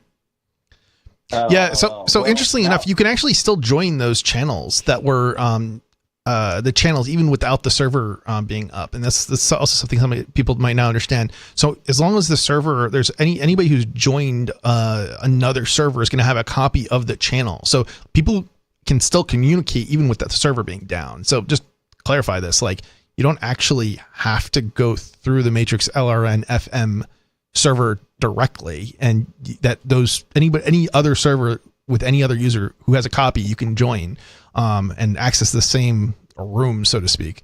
So, well, how come I can't access the rooms then? I don't understand. Because you're trying to log into the Matrix.lrn server under your user account. But if you create another user account on another Matrix server, you can still join the room, any of the rooms that are on the Matrix.lrn server via any other server that has a copy of the room.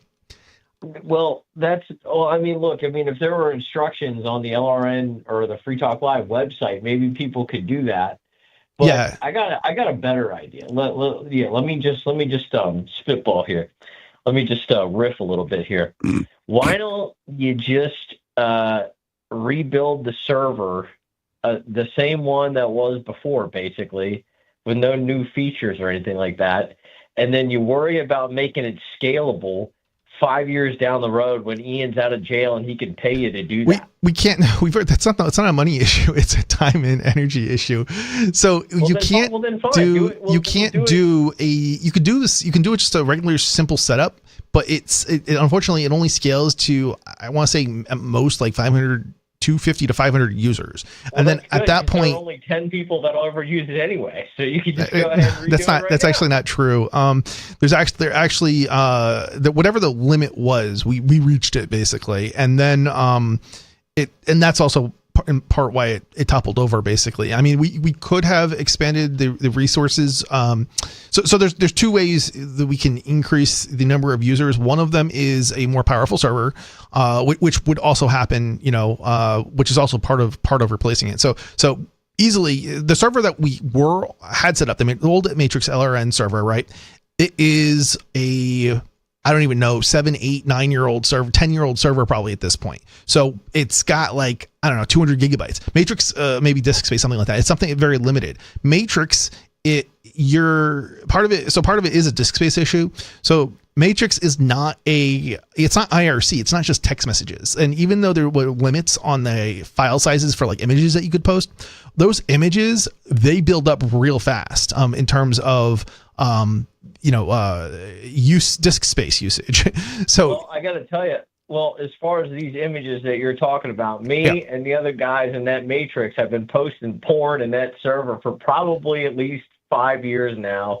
And it lasts a long time. I understand, but that's the thing. You're part of the problem, right? It's if you're the contributing factor of why this server collapsed. Before. What's this? He's never heard someone say that before. Say which part? That he's part of the problem.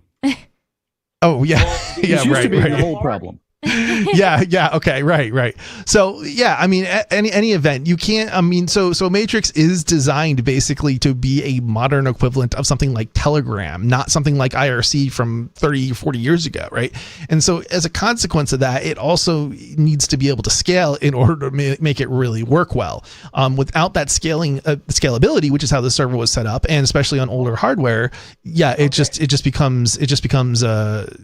collapses even when you maintain it properly, and I'll put properly in quotes, even when you maintain it properly, it collapses in on itself. And the problem is there's no solid documentation on how to set it up correctly with scaling, and so it's this thing where even if you have the technical skills to be able to do it, it takes time and energy to actually figure out, okay, well, what is actually the proper procedure to make this work?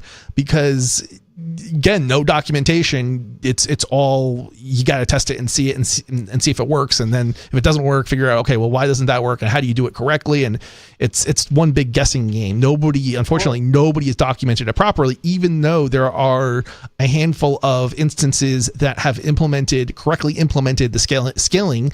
And this is why you can go to matrix.org and you can see they've got millions of users. And there's a couple other servers out there that also clearly has scaling implemented in it, but nobody has documented it. So I see where you're going with that, and that all makes sense. But everybody was fine with the old Matrix. So here's another idea. But here's the problem: they weren't fine because it collapsed in on itself and it was irrecoverable. It took but it worked fine for like 5 years, right? So why don't you just rebuild another server and let people have fun in it for 2 or 3 years, and in the meantime you figure out how to build the Starship Enterprise or wherever you're trying to figure out there. Yeah, we could. And then we could do that. Yeah, that's my idea. So why don't you you hit up your good buddy that programs with you or whatever his name is, and you guys do that, buddy. And then your buddy. Happy. Bob. Bob. Okay. Your good buddy. So Bob. I have a solution for you. Yeah. I have a solution. When somebody says they don't have time to do something, you offer them money. Yeah, money only goes so far, Mark, unfortunately. Okay, let's start. I'll give you $1,000 to get it done tomorrow. It's not happening. Oh, wow. Yeah, this is still not happening.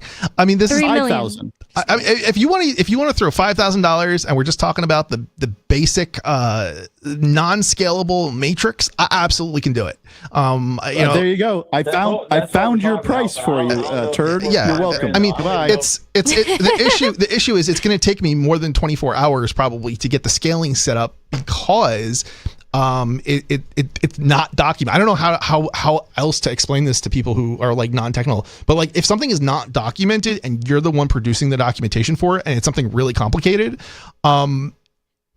this is something that's going to take days, weeks. I don't even know. It's going to take a way lot more time than if you have documentation. It's like I can set up a mail server in 2 or 3 days. Or if it's documented, well, I mean, even if that's if it's documented actually. But your average person is your average technical person isn't going to be able to do it in a period of weeks, right? Basically the instructions don't exist. You have to forge your own path. Right. Exactly. Once we have some documentation, right? Once we've got it figured out, I will go and document what I did so that it doesn't take, this absurd amount of time for somebody to do a scalable matrix server. But this is why it fails again and again and again for every single person who's ever set up a matrix server. It's not documented. Huh. And the scaling part. Do you think people just don't want to share or something? Like people have done it, they just don't want to share. There's like if you're like a professional administration, so there's people who are being paid to work on matrix stuff full time, and those people, they can pull it off, and they can spend how many ever weeks they did to work, but they didn't publish their documentation, or they published only like bits and pieces of it. So like there's not a complete set of directions from A to Z on how to do it, and if you don't know the tools that they're using, which they've already got experience with, I'm trying to think of some of these tools, but they're they're definitely for people who are professional system administrators who do it full time in enterprise environments, right? There's a lot of people who are system administrators, but they're not doing it, they're not scaling stuff, and they're not working with those specific types of tools. And that's basically me. That's Bob. That's who was it? A prior system administrator. He actually did have more experience with it, but he also didn't set it up to scale, and he's the one who originally set the Matrix server.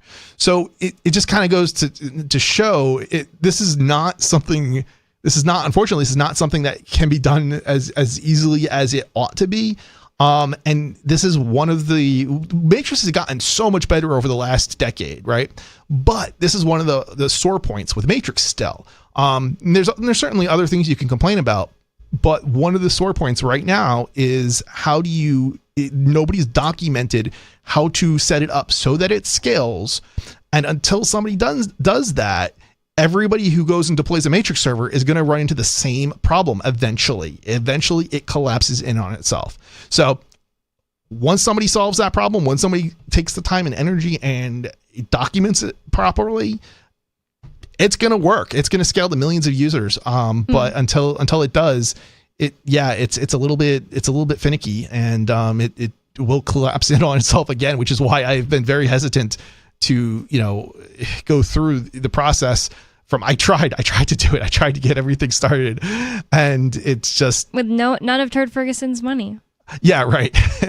No, we're gonna get it. We're gonna get it up and running again. It's just if we just do what we did last time, though. I keep saying it. We can. We can literally do what we did last time, but it will in maybe it's gonna be 3 or 4 years, not 5 years, or maybe it's gonna be 5 years. I don't know, but we're gonna end up in the same situation unless we make sure that when we initiate the server and we start from scratch again, it's set up so that it can scale, so that we don't run into a problem down the road where it I fills didn't up hear any storage. part of this where Turd Ferguson said I have $5,000. Do you want to talk to him? He's still on the phone. No, he needs to go fundraising amongst his peeps.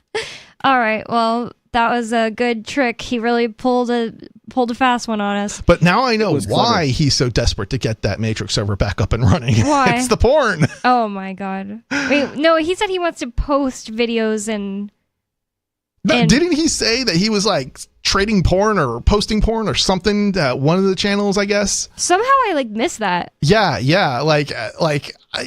Anyway, but that actually is probably the reason it collapsed it on itself. I genuinely think that it's just as much that he wants to talk to this one Canadian guy named Chantel. That's his fake name on there.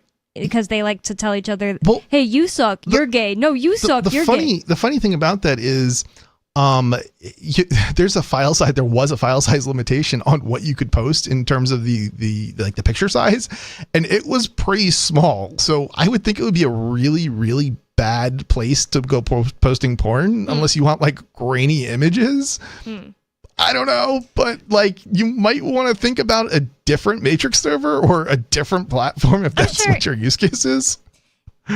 Any listener of this show might assume that might be something Turd's into. I don't know. I'm not in any of the current iterations of chats. Yeah, so most here's one thing I can say is I've never seen anybody post porn on any of the chat rooms. I'm pretty sure that I am in on the Matrix server. However, that you can create, and this is what he's talking about. He must have created a Matrix chat room, and other people must be in it, I guess, it sounds like.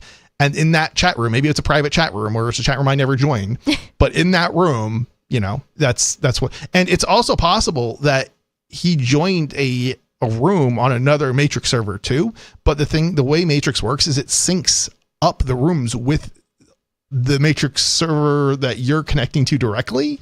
So he may be accessing that porn on the Matrix LRN FM server. Are we making a lot of assumptions right now, or what?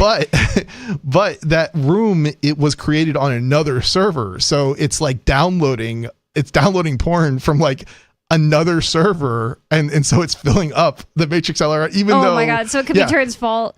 Yeah. Well, you and your best friend Bob need to get to work on this. No, I'm just kidding. One of the things we can do is if we don't want we can close it off. So the way it was set up originally is that you would be able to join rooms on other servers. If we cut that off, then it also probably would substantially reduce the amount of disk space required and a bunch of other things and such. But ultimately, I think the best solution is just making it scale, and then we don't have to have like a limit on how big the picture is that you can post. For not private, but for free, being able to talk to people that that listen to Free Talk Live, you can always go to social.freetalklive.com, our Mastodon server. That's still up. For Free Talk Live, coming up, 603-283-6160 is the phone number. That's 603-283-6160. It's Free Talk Live.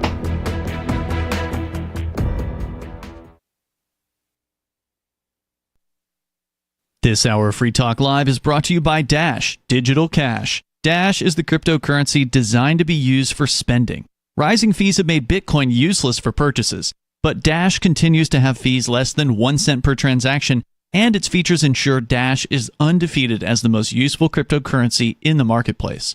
From a technical standpoint, Dash transactions are irreversible, and its network is protected from 51% attacks by their Chainlocks technology. There's no need to wait for a confirmation before considering a Dash transaction complete, so it's great for merchants.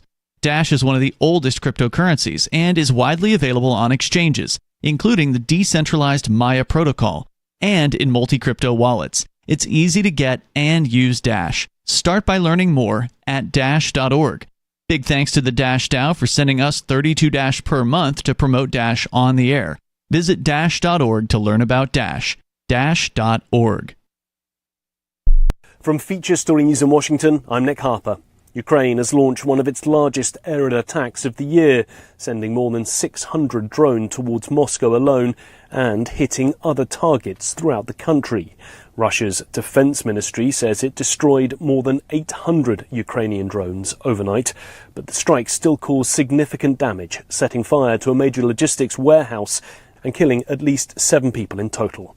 Ever since Dasha Chernyshova reports from Moscow. More than 600 Ukrainian drones were aiming to target Moscow and the capital region. They were downed on their approaches, but still they managed to inflict the damage. And one of the largest damage and the fires is at the Wildberries Marketplace logistics warehouse that is located near the city of Podolsk in the village of Kaledin. And this is the largest Wildberries warehouse, and that has caught fire. We understand from the eyewitnesses that helicopters were involved into the extinguishing of this major fire there. US envoy Jared Kushner is set to meet the Hamas leadership, with Egyptian and Qatari officials present in a fresh diplomatic push to revive the stalled Gaza peace plan. Israeli Prime Minister Benjamin Netanyahu has rejected the American-backed 15-point proposal. That happened last week when he said Israel would not pull back from any territory in Gaza until Hamas is fully disarmed. FSN's Blake Sifton sent this report from Tel Aviv. The Israeli military was meant to return to the so-called yellow line. That is the position that they held in Gaza when the ceasefire came into effect in October of last year, when they were in control of some 53% of Gaza, but they have since pushed deeper into Gaza and now control around 60%. However, the Israeli government came out and rejected this plan. They said that they would not withdraw from any part of Gaza, including back to the original yellow line, until Hamas is completely disarmed. So that essentially killed the plan in the eyes of many, because Hamas was not expected to fully disarm without any withdrawal in return. 3 people, including 2 Congolese nationals, have been arrested for trying to breach security at the Southern African Development Community Summit in Durban, South Africa. Tanzania is one of the countries taking part and has been laying out its priorities for the bloc. FSN's Isaac Kando reports from Dar es Salaam in Tanzania. Its message to the SADC summit is that the region should focus on prioritizing specific projects that have high impact. And this is because of the meager resources that Tanzania deems the region has. And therefore, it's calling for countries in the Southern African Development Community to focus on particular projects that it feels may be able to yield the best results. From bureaus worldwide, this is FSN. Our Matrix server is about as free as internet chat can be. Join the existing rooms or create your own at chat.freetalklive.com.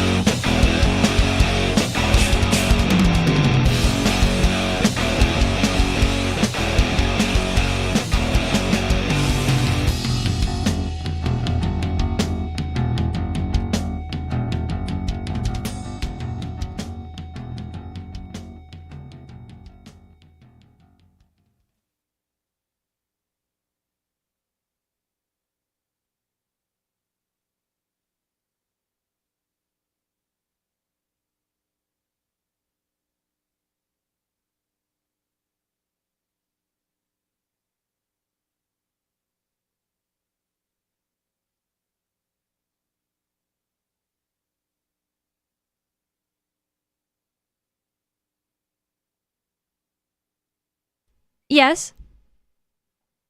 Oh shit, we're on, Mark. Chris, we're on. What the hell? Sorry about that, listeners. I didn't hear the music. Oh my god, that was crazy. I don't know what happened there. Sorry about that. Let's pretend that didn't happen. So you're listening to Free Talk Live. Thank you, Mark, for waving your arms and getting my attention. I thought you just had something you wanted to say during the break for some reason. Sorry about that. Good. I'm glad I got your attention. You did.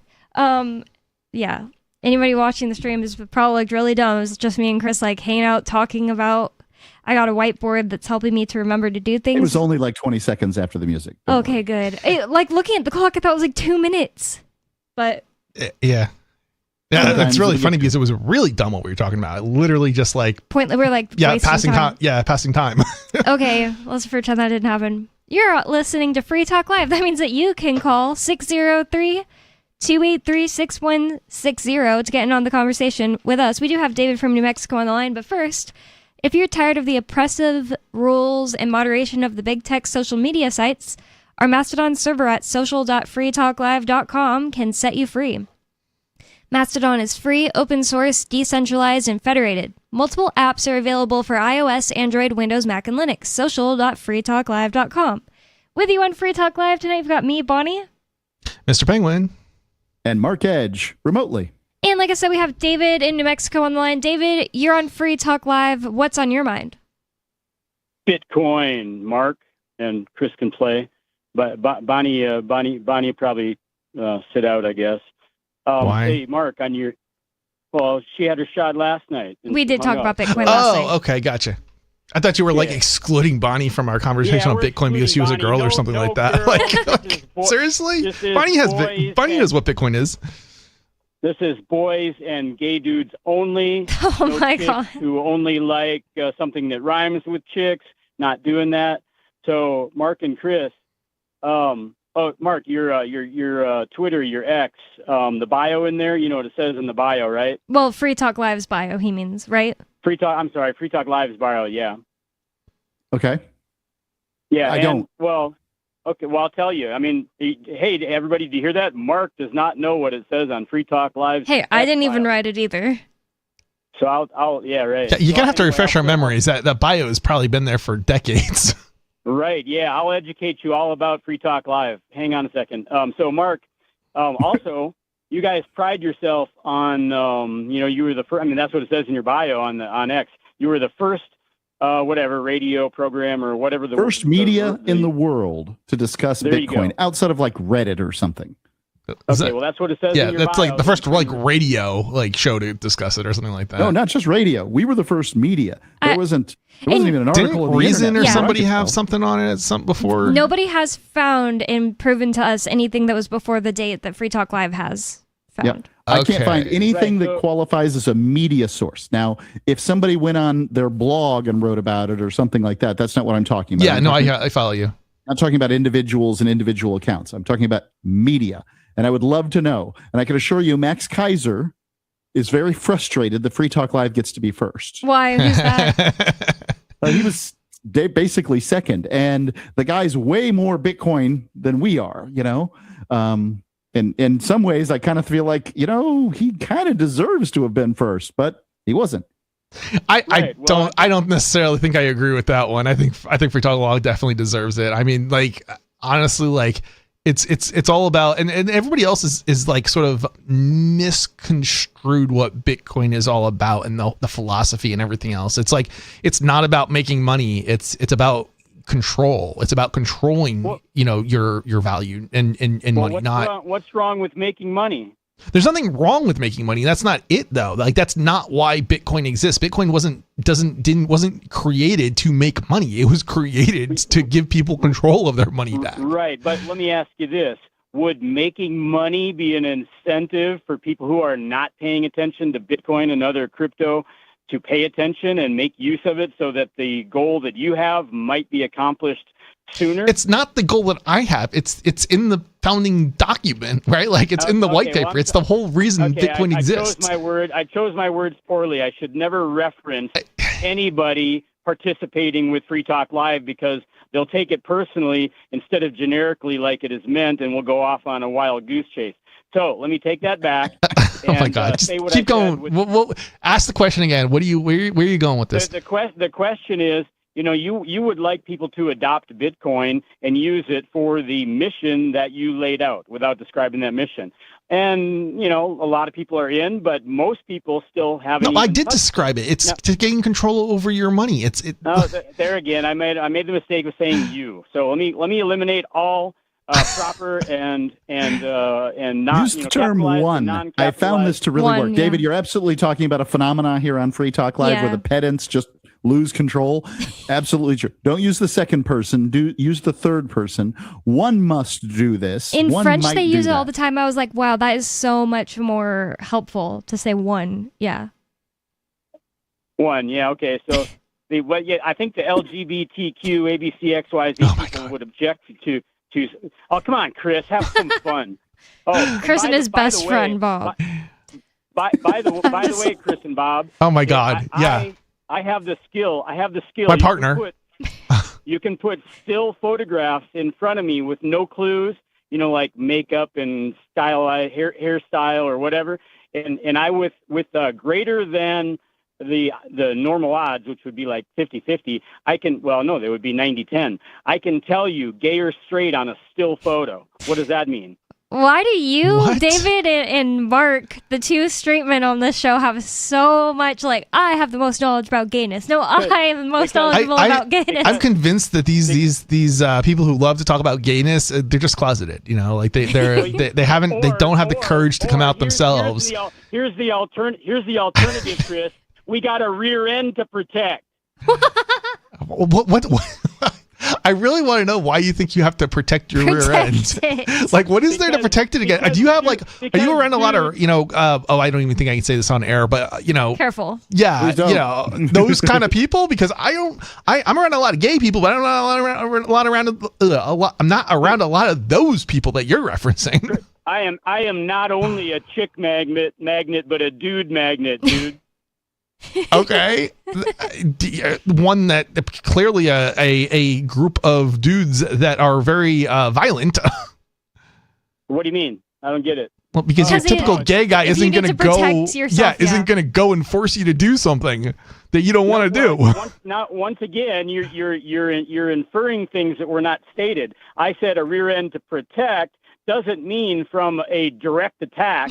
It could be from being. What are you protecting it from then? Huh?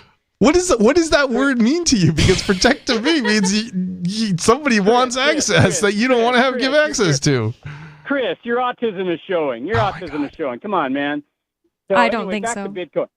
Back to Bitcoin. Okay. Let's get back to Bitcoin. Yeah, and okay. So I got a wallet to protect, and happens to be close to my rear end in my back pocket, and so I was trying to help Chris out. Let's abandon that because I don't want to get bogged down in that. And I'm going to remind myself to always use the word one instead of anything else. One, yeah. And okay, so Mark, so that was a good selling point that you guys were first. So what the hell happened? You have kind of like you're dropping the ball. I mean, why aren't you like paying attention anymore? Paying attention to Bitcoin? Well, that's what we're talking about. That's kind of a fair point. Like I would say that Free Talk Live does talk about Bitcoin less, but I think it's just because like the hosts that are on that are most interested in what news. We won. I don't know where you've been, but we won. It's cryptocurrency's all over the place. Well, yeah, except that it's still not adopted. I mean, you can't go to Walmart and spend crypto yet. I mean, how often do you go to Walmart and buy anything? I mean, I haven't even been in there in the past probably year. Yeah, I would disagree with your assessment, David. So hold on, David. Let me talk about it. Autism alert! Whoop whoop whoop! Okay, David. People don't go into Walmart, and most people don't go into Walmart and spend anything but digital currency. Now, the United States government has a very effective digital currency they call the dollar. It has wide adoption, and the vast majority of credit cards will use that currency. However, you can get very easily in a whole bunch of different options, credit cards that will allow you to spend your cryptocurrency. So I don't think the problem is adoption in that sense. You can spend cryptocurrency pretty much anywhere you want to spend it, so long as you're not trying to buy crack and then you got to work out with your crack dealer. Right. But it's not mainstream. You got to work for it. So you're not there yet. That's the bottom line. But the understanding of money and how it works David, isn't mainstream either. You can understand it. The vast majority of people will not understand money. If I got on and explained the U.S. dollar, how it's created, and all those things over and over every night, no one would care. Wait a minute. Autism alert on Mark. We're not talking about like knowing all the inner workings. We're just talking about like using it, and you can't use it in Walmart. End of that thread. New thread. Okay, so right on your Free Talk Live Twitter is a hyperlink for Bitcoin. Do you know where that goes, Mark? No, it's not him that set it up, so he wouldn't know. No, let me get in here a little bit because it's not. You've been in here a little bit. Okay, so first of all, yes, you can go into Walmart and spend dollars, but are we going to say euros haven't taken off yet because you can't go into Walmart and spend euros? I mean, you have the same problem with dollars. Okay, dollars, if you go into a store in Europe, you can't use dollars to pay for your goods either. If you look online, Bitcoin is actually accepted around the world more than probably everything except for US dollars. So okay.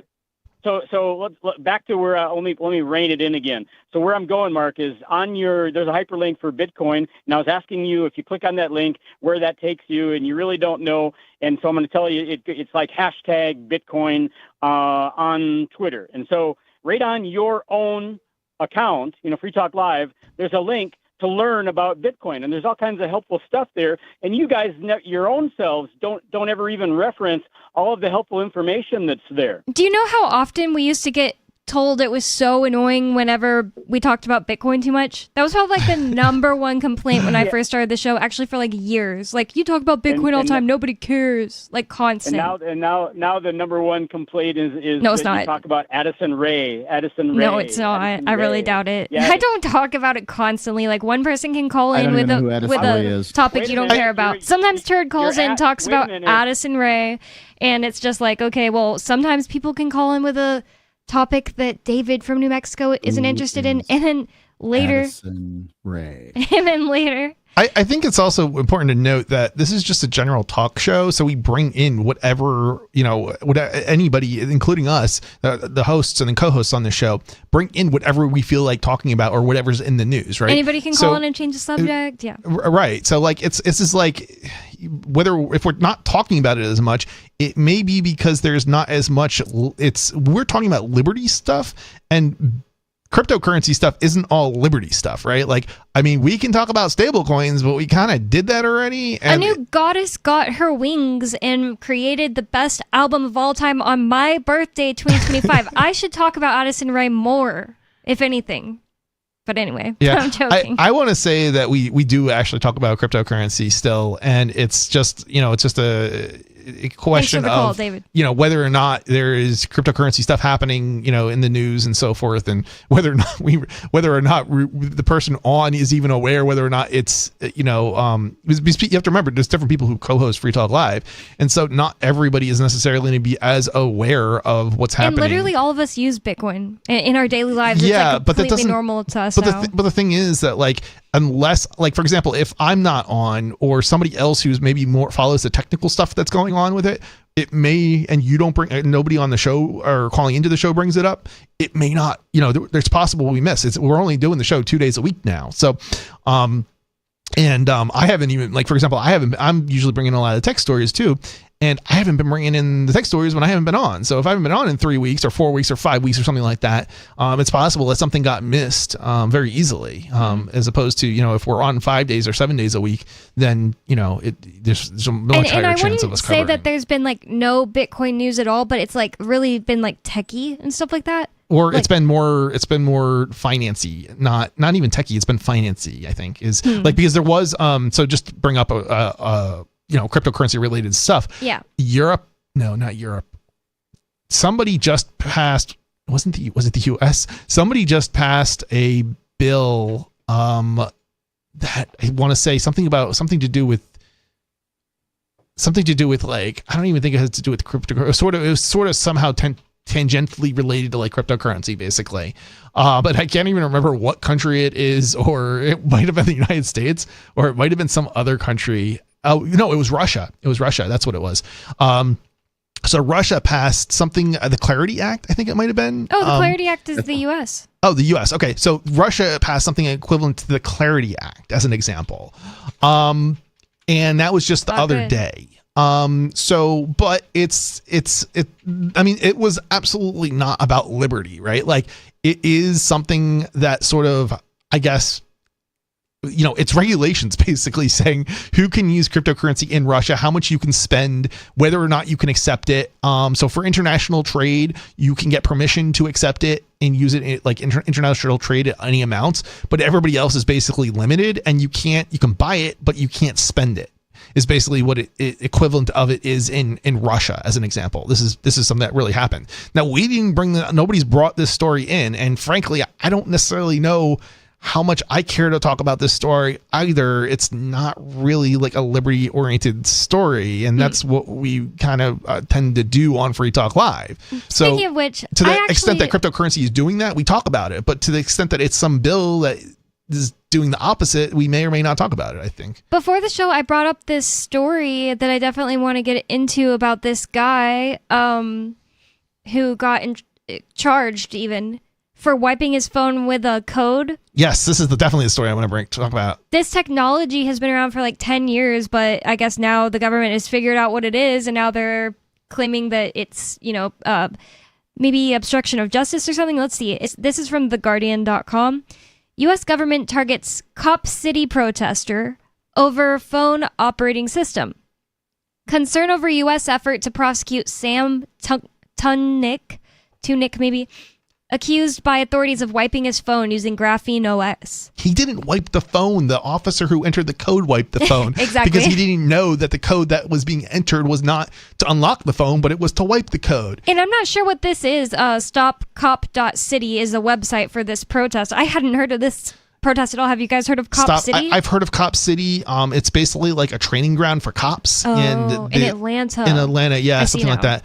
And it was basically, there were a lot of people who were against it. And I'm sure if it was happening in New Hampshire somewhere, we would be against it, right? Anyway. Is it for ICE specifically? I don't know. I don't really remember the details. I don't know if it was just for cops or, ICE. I wouldn't be surprised if it was a federal sort of facility of some kind, but I actually don't recall. I may have read about it. I may not. This was quite some time ago at this point.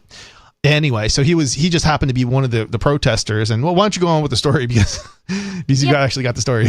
The U.S. Department of Justice is attempting to prosecute an Atlanta resident in connection with the movement against the police training center known as Cop City because he had Graphene OS, which is an operating system. That's what OS is. It's like Android, except without the privacy violating, garbage that every Android phone has on top of it. Yep. Because he had Graphene OS on his phone, an open source operating system that enables users to enter a passcode and wipe a phone clean. It does way more than that, but that is one of the functionalities, just to clarify that. The case, which had its first hearing on Monday, centers on a little-known U.S. federal statute that makes it a crime to destroy property in an effort to prevent it from being seized. It's like how Fauci recently, he had to talk in front of the government and he had to discuss his own diary, which I'm just like, why would somebody like that keep a diary? But I was like, why couldn't he just like throw away his diary before they got to it? But the interesting part about this is that the way the law is written, it was making me think that this was targeting like a cop who seized the evidence and then maybe another cop destroyed it, right? Because the evidence is already seized. So, I mean, are you trying to prohibit somebody who, some third party, like the person whose evidence that you seized from destroying it? I mean, if it's in the cop's possession, how is that third party going to destroy that evidence in the first place, right? And if in this particular case, it's the officer, so it wasn't Border Patrol, it was something equivalent of Border Patrol, but it wasn't technically patrol. It was like, because there's a difference between Border Patrol is like not the people at the airport that do border checks. It's different. Customs and Border Patrol. I thought that was them. It says it was stopped for interrogation it's slightly different. at an airport. Yeah. It's not saying exactly They're what the border agents, but not Border Patrol because they were at the airport. There's a distinction there. Anyway, don't worry about it. It doesn't matter really for the sake of talking about the story. Anyway, so these agents basically were, they took his phone and then they asked him for the password to unlock it. He provided a code, but it wasn't the password to unlock it. The agents are the one who actually entered it into the phone. Yeah. The agents are the one who took the act that caused the evidence to be destroyed, if there was any evidence at all. Right. So you're literally criminalizing him for speech. Mm-hmm. And there's a variety of arguments, legal arguments that are likely to be made in this case about why he wasn't. I did not hear the one, I did listen to a lawyer talk about this story, and he had other reasons for why he probably didn't commit a crime here. But it's also like he didn't cause the data to be wiped. It was the officer who entered the PIN into the phone that did that. So like, how can you? So let's explain in regular terms what happened. Basically, this guy was getting his phone taken from him by a cop, right. And cops can ask you for the PIN to your devices, but they cannot force you to type in your PIN. You have no obligation to provide it. So he provided a PIN, and what that PIN actually did was... Wait a second. I'm trying to understand whether this is international or not. He was at the border. He was at the U.S. border with U.S. Customs. It said then Dominican Republic. Can be compelled to turn over evidence in that circumstance. No. You cannot coming into Atlanta. Mark, coming into America. You're misunderstanding. So there's a difference between they can't compel you to speak. They can only compel you to surrender your device. Right. Okay. So he handed his device over as ordered, basically, but that doesn't mean that they can force him to tell him what the password is to unlock the phone. Because again, I will not give legal advice, but as I understand it, they would claim, and it sounds like they are claiming, that they have the right, the power to search your devices at the border. Sure. Now, I'm not defending the government on this. I think it's a very interesting case. I hope this guy doesn't have to pay to defend himself, and I suspect he does not.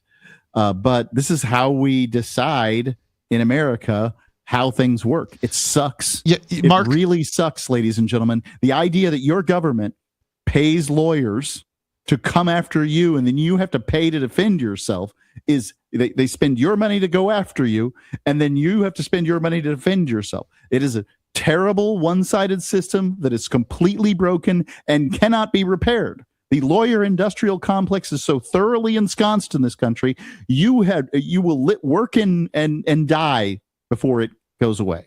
So, Mark, this is very much like in New Hampshire. The cop has the right to ask you for ID and your name. You have no legal obligation to provide it. Same thing here. The cop has every right to search your device, but that doesn't mean If you it's have any unlocked, obligation to you can just provide go him in. any kind of There's password. music.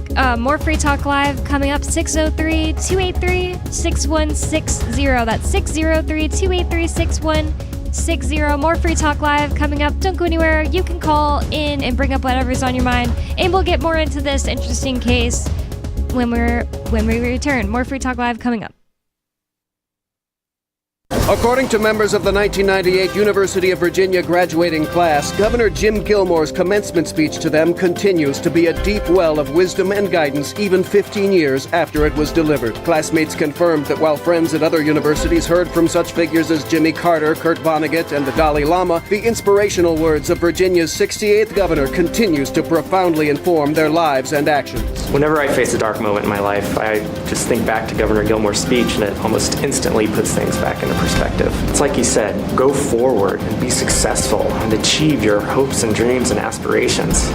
All I can say is I hope I've lived up to that incredible lesson. And in local news, a 5-year-old figures he has about a year left of peeing at urinals with his pants all the way down. In other news, using the amount of toothpaste shown in commercials is a disgusting experience. A grizzled proofreader has seen it written both ways, and a cackling Warren Buffett burns his entire fortune in front of the nation. This is the Onion News Network. Eleutheromania, the insatiable desire for freedom. It's the new 3-song heavy metal EP from Captain Kickass. Available now on your favorite music app or get it directly from CaptainKickass.com.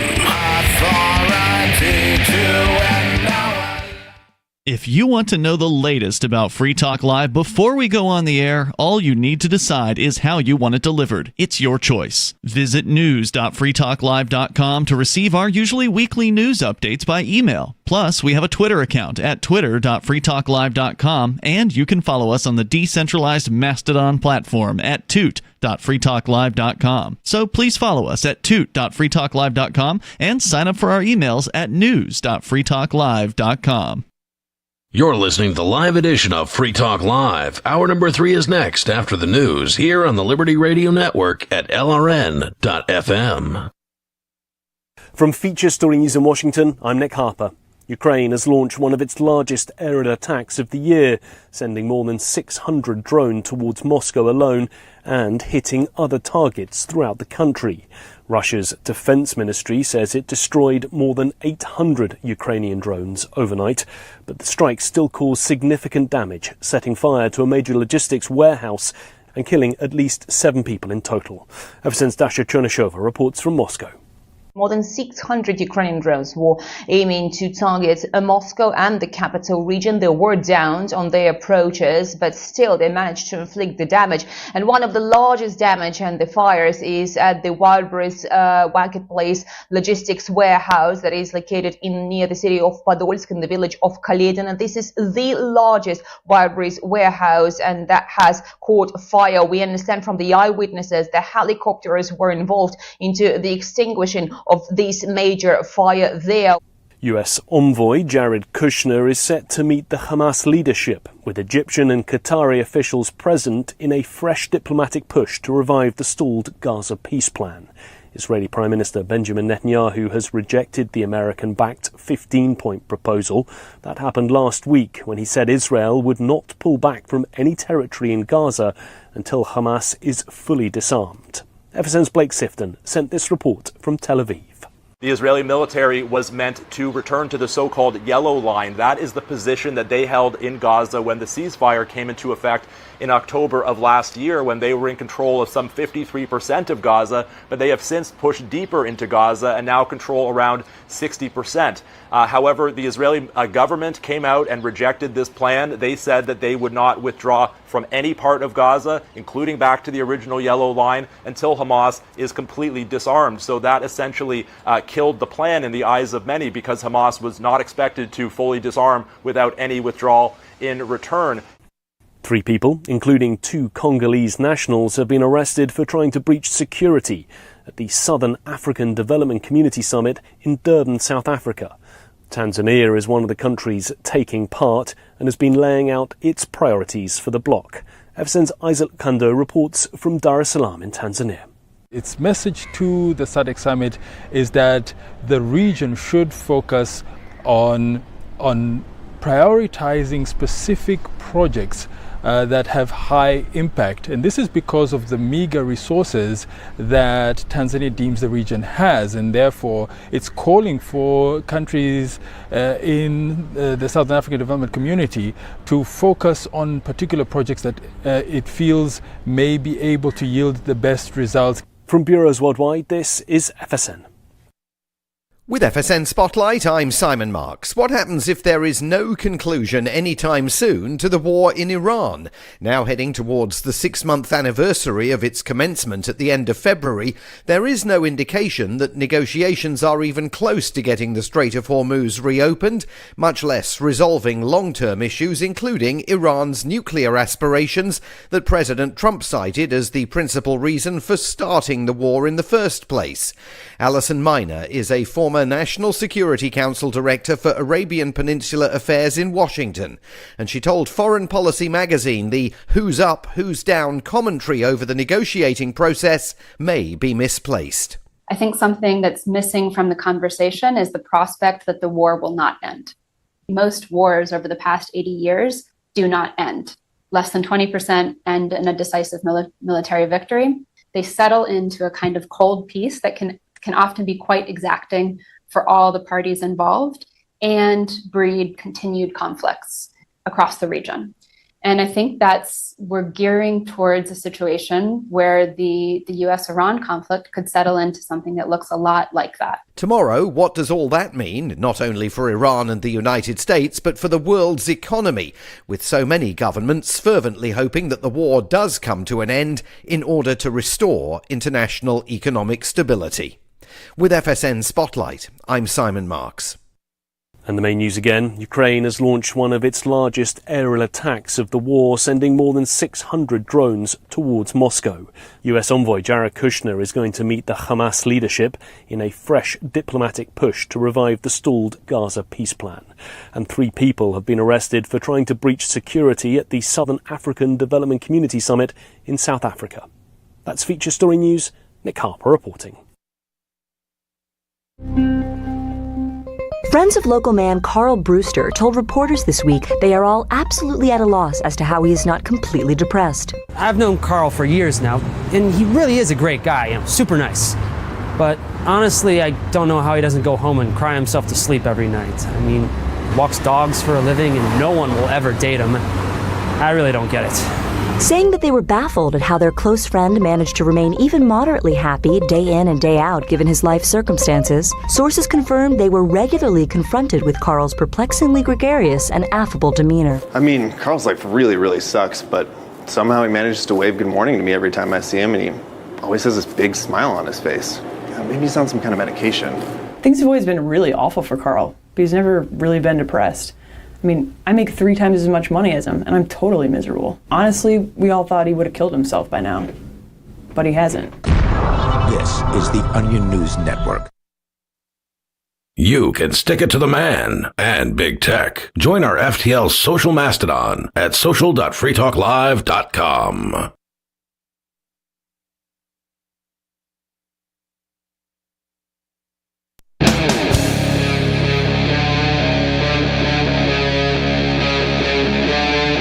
Free Talk Live.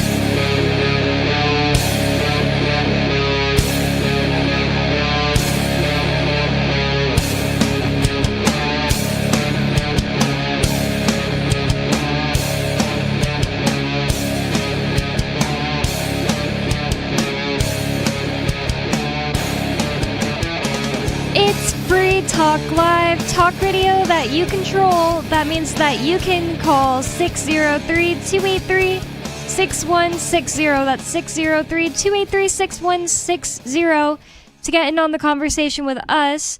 And you can change the subject. You can talk about what we're talking about. You can tell us we're wrong. That's your right on Free Talk Live. And with you on Free Talk Live tonight, you've got me, Bonnie. Mr. Penguin. And Mark Edge. And in the last segment, we just started talking about this story. It seems like a really big deal to me. I heard about it on a comedian's podcast, and I was like, oh my god, that sounds exactly like a Chris Penguin story. Like something that we need to talk about with you. Because you put Graphene OS on phones, right, that you sell? Yeah. And Graphene OS is an operating system that is free open source software, right? Completely? Yeah, more or less. Mm-hmm. And this person who was a protester protesting Cop City in Atlanta, which is a big, giant cop training center. I'd like to know more about that if the article gets into it. Let's see. This from theguardian.com. Well, the protester had it on his phone, and Graphene OS has a ability function where you can put in a different code other than your regular code, and it will wipe your phone. Chris said it does more. Yeah, I mean, so it's distinguishing it from Android. Okay, so it's what they call a fork, which is basically a copy of something, but with changes. And those changes are things like it doesn't include the Google Play services, and it doesn't include the Google App Store, basically. Google, I think it's called Google Play is what it is. It's Google's App Store. Yep. So it doesn't include that. It doesn't include a bunch of things that are basically malicious components that is usually whenever you install Android, or a manufacturer does, if they want to include the apps, Google App Store, for example, they have to install all these other malicious components that do things like spy on you and track you and things of that nature. And so, but the underlying code for Android sources are available, and they're under what are called free software licenses. And they basically means that you can more or less do what you want with it, as long as any changes that you make to the code are also released to downstream users. And the downstream users in this case have or one of those users have forked Android and created their own version of Android, basically called Graphene OS, that doesn't have any of these malicious apps in it. And one of the features they added was a feature to what's called the wipe, where it's not just deleting data, it's actually like overwriting the data, so it's forensically unrecoverable, basically, more or less anyway. And so the government in this case actually cannot recover the data on this phone.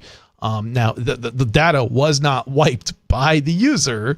The data was wiped by the agent who entered the code into the phone. He's the one who initiated the action. The owner of the phone provided a code. That code did not unlock the phone. So if at best he probably could be charged with lying to an agent and a federal agent. That's a crime. Always a crime. That he may be able to be charged with, but this charge just doesn't make a whole lot of sense, if you ask me. Oh, were you going to say something, Mark?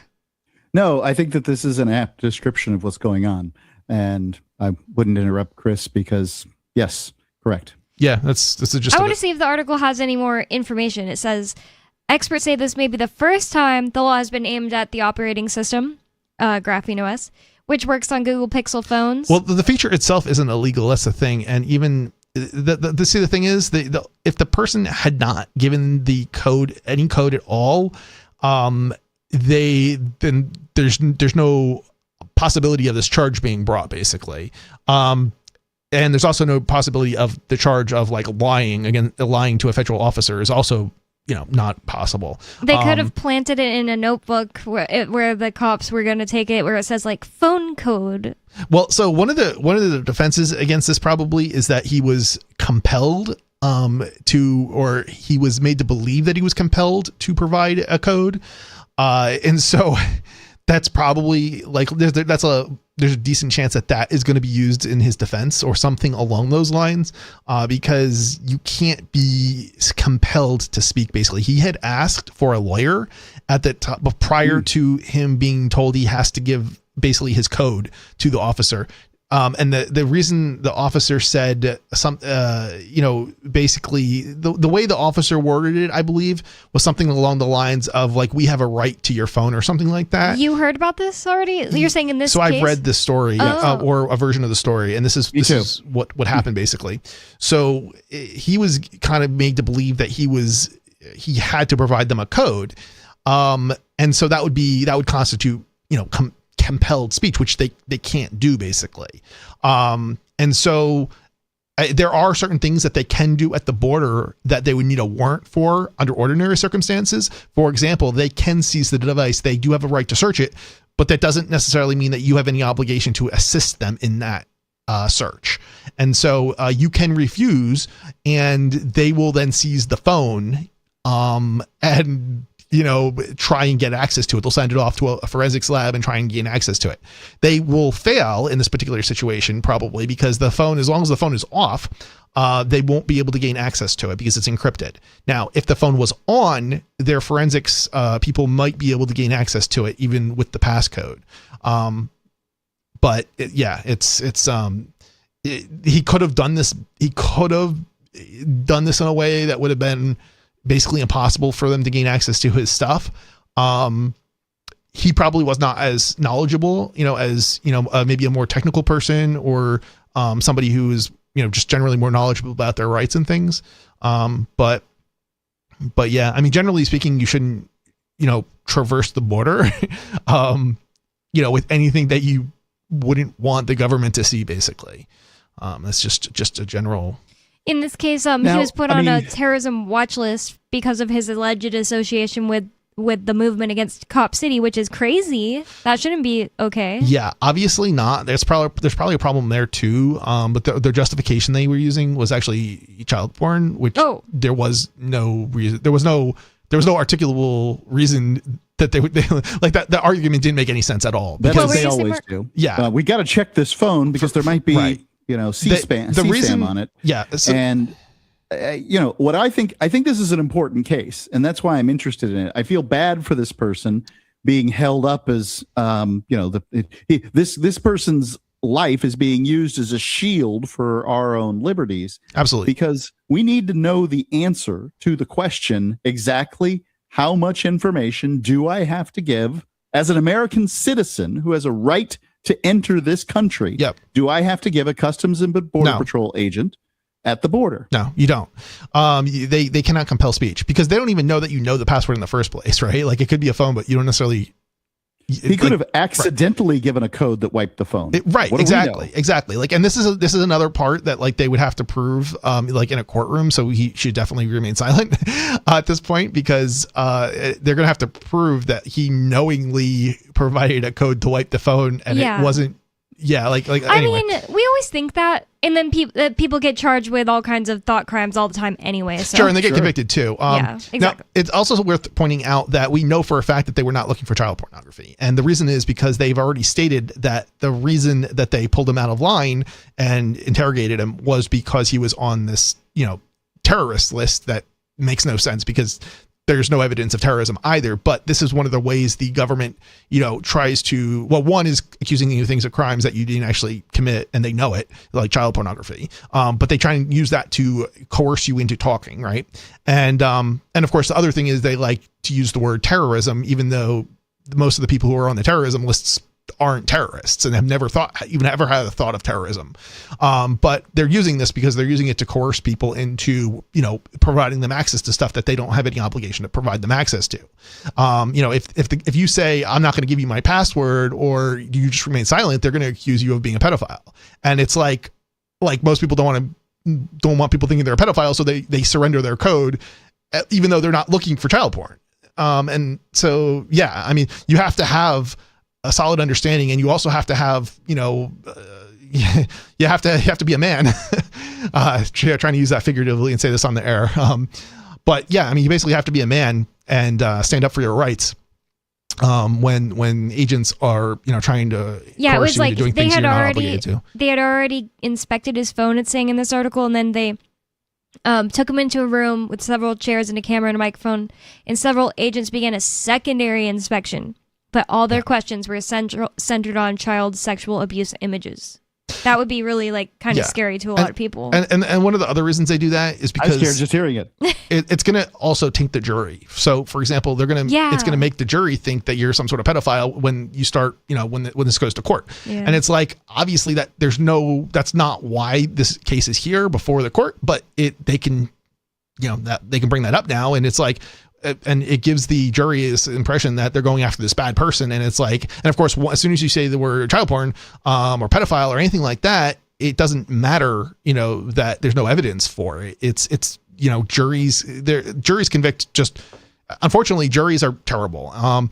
And they will convict no matter what the evidence shows. The evidence can show that this was just a false accusation, and juries will still convict because the people, sadly, the mindset of most people is like, well, he might have been a pedophile. Well, yeah, you might have been a pedophile too, but you're going to convict yourself even though you're not. Like, does that make any sense? No, it doesn't. But there's another thought that I've heard people say, and it's like, well, even if he's not a pedophile, he's it's karma or something like that. I have to convict because he probably did something else bad. It's like in his life or something. Like we're like, seriously? But this is I think this is a very religious, somebody who's very, you might be more familiar with this, Bonnie, maybe you too, Mark, but somebody who's very religious. This is sort of the religious justification for why juries often convict people who they know are innocent.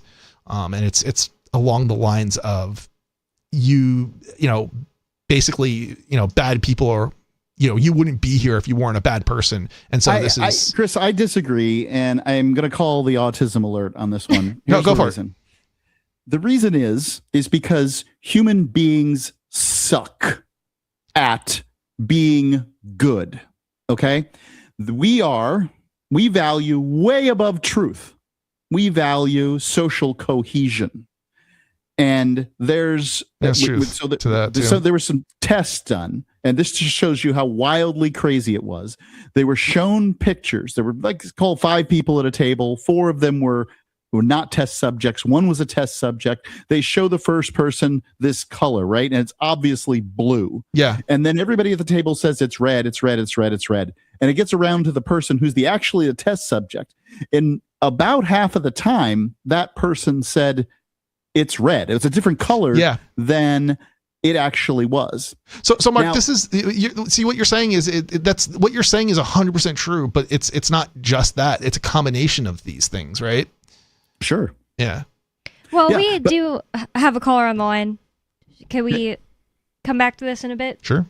We have Dave Ridley from Colorado on the line. Dave Ridley, you're on Free Talk Live. What's on your mind? I have an update about the New Hampshire Liberty Alliance. Oh, okay. What's the update? Although it's not all that recent. I just learned about it this week. I thought it was interesting enough to share.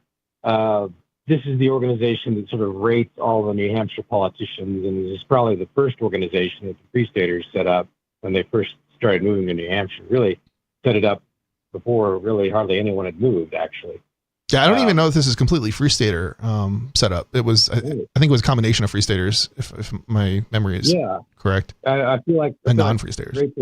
Rachel Mills was involved, and I think Adam Rick was, although he made his own separate one. I don't know. Certainly the great Don Gorman. Yes, I would. Yeah, that's true. Anyway, I was just watching a speech by Melissa Cream, who I guess she was running it at the time when the speech was filmed. This was probably about a year ago. But apparently 2 things. I guess they started doing charity work. Did you guys know anything about this?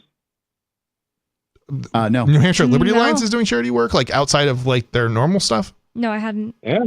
Interesting. I hadn't heard about this. What is it? What are they doing? This seems weird and seems. Someone had a fire or something like that, and they gave them aid and financial aid and stuff like that. So I don't know if that's something they're doing regularly now or not. But I guess it's a sign of growth. And the other thing was she mentioned that you guys may already know this, but apparently they have been, as of when she was giving the speech, the New Hampshire Senate has been refusing to do roll calls for the most part. Isn't that pretty typical? The Senate? I didn't know this. They're not able to track. People aren't able to track the votes of the senators.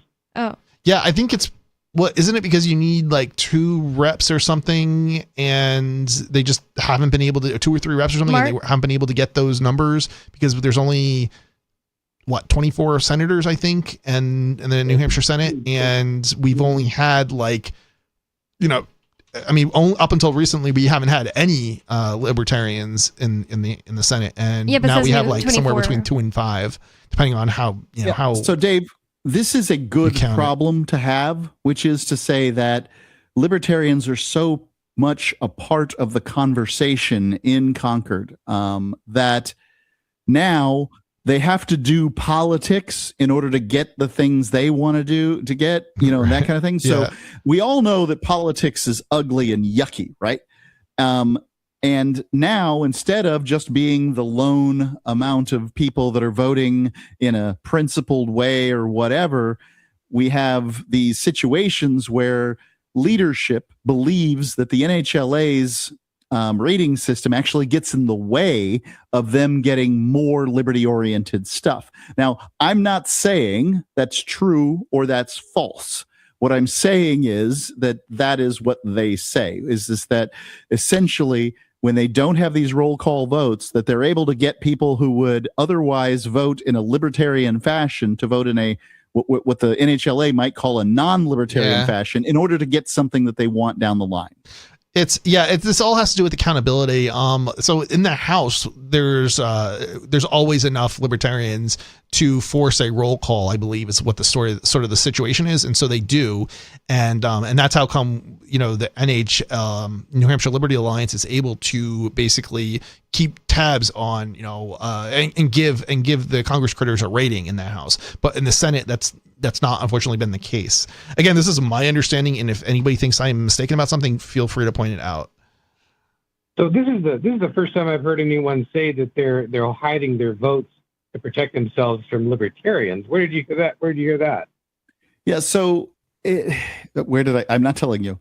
I love you, but I'm not telling you. So let's say, for the sake of, let's say there's a secession vote that comes up. This is a good one.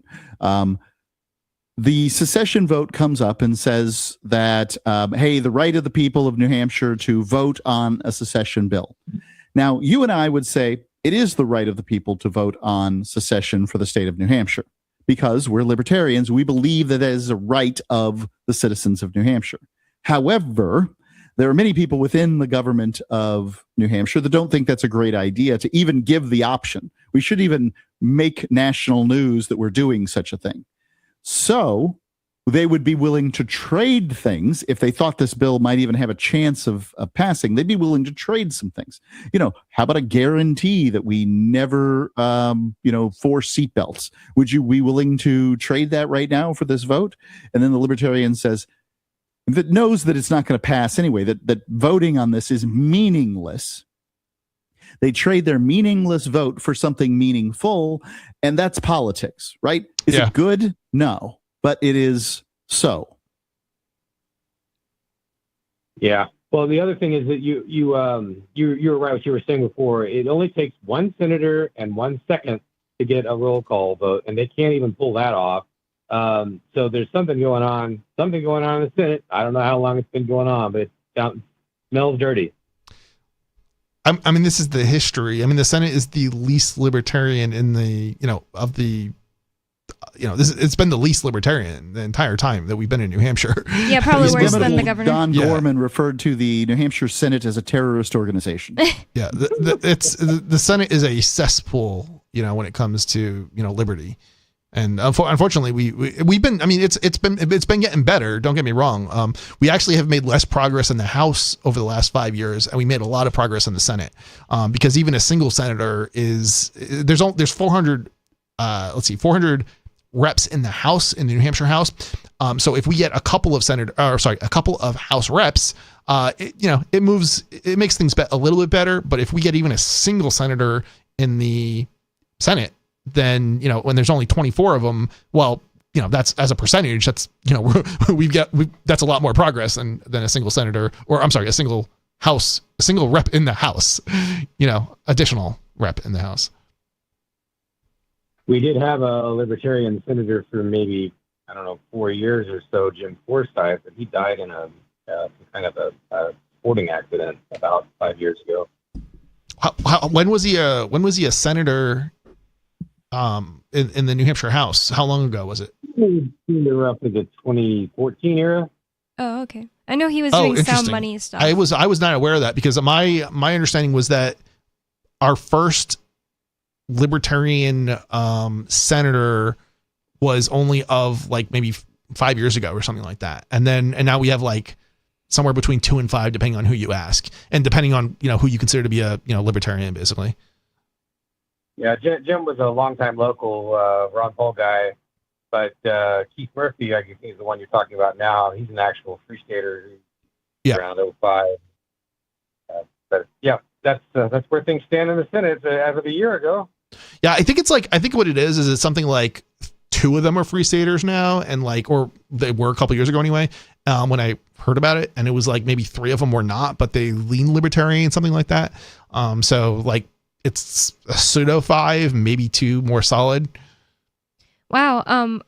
NHLA is announcing that they have 45 candidates who are running in contested primary elections that they're endorsing. That means there are even more than that are running, but just those people aren't in contested primary elections. I'm just looking at their website here. That's for state rep, of course. That's a good amount. I wonder if it's like gone up every year or every 2 years. Well, more Free Talk Live coming up, 603-283-6160. Thank you for the call, Dave. Ridley, you can get more Ridley Report at ridleyreport.com. More Free Talk Live coming up. Last segment of Free Talk Live, 603-283-6160 to get in on the conversation with us. More Free Talk Live coming up. The Free State Project has reached its goal of 20,000 liberty lovers who've pledged to move to New Hampshire and get active to achieve liberty in our lifetime. Perhaps you're trying to figure out what part of New Hampshire should be your destination. If so, consider Keene. You'll find more than 150 reasons to move to Keene at move.freekeene.com. Keene is famous for its historic, publicity-generating activism, as well as being the liberty media capital of the world. It's home to freekeene.com, New Hampshire's destination for liberty activism, news, and opinion. For years, we've been compiling over 150 reasons to move to Keene at move.freekeene.com, where you'll learn about some of what's happening here and what makes Keene a great place to live. If you love liberty, you'll probably enjoy anywhere you end up in the Shire. But do your due diligence first. Please visit move.freekeene.com for the full list of over 150 reasons to move to Keene. That's move.freekeene.com. From Feature Stories in Washington, I'm Nick Harper. Ukraine has launched one of its largest aerial attacks of the year, sending more than 600 drones towards Moscow alone and hitting other targets throughout the country. Russia's defense ministry says it destroyed more than 800 Ukrainian drones overnight, but the strike still caused significant damage, setting fire to a major logistics warehouse and killing at least 7 people in total. FSN's Dasha Chernyshyova reports from Moscow. More than 600 Ukrainian drones were aiming to target Moscow and the capital region. They were downed on their approaches, but still they managed to inflict the damage. And one of the largest damage and the fires is at the Wildberries Marketplace logistics warehouse that is located near the city of Podolsk in the village of Kaledin. And this is the largest Wildberries warehouse, and that has caught fire. We understand from the eyewitnesses that helicopters were involved into the extinguishing of this major fire there. US envoy Jared Kushner is set to meet the Hamas leadership, with Egyptian and Qatari officials present in a fresh diplomatic push to revive the stalled Gaza peace plan. Israeli Prime Minister Benjamin Netanyahu has rejected the American-backed 15-point proposal. That happened last week when he said Israel would not pull back from any territory in Gaza until Hamas is fully disarmed. FSN's Blake Sifton sent this report from Tel Aviv. The Israeli military was meant to return to the so-called yellow line. That is the position that they held in Gaza when the ceasefire came into effect in October of last year, when they were in control of some 53% of Gaza, but they have since pushed deeper into Gaza and now control around 60%. However, the Israeli government came out and rejected this plan. They said that they would not withdraw from any part of Gaza, including back to the original yellow line, until Hamas is completely disarmed. So that essentially killed the plan in the eyes of many, because Hamas was not expected to fully disarm without any withdrawal in return. 3 people, including 2 Congolese nationals, have been arrested for trying to breach security at the Southern African Development Community Summit in Durban, South Africa. Tanzania is one of the countries taking part and has been laying out its priorities for the bloc. FSN's Isaac Kando reports from Dar es Salaam in Tanzania. Its message to the SADC summit is that the region should focus on prioritizing specific projects that have high impact. And this is because of the meager resources that Tanzania deems the region has. And therefore, it's calling for countries in the Southern African Development Community to focus on particular projects that it feels may be able to yield the best results. From bureaus worldwide, this is FSN.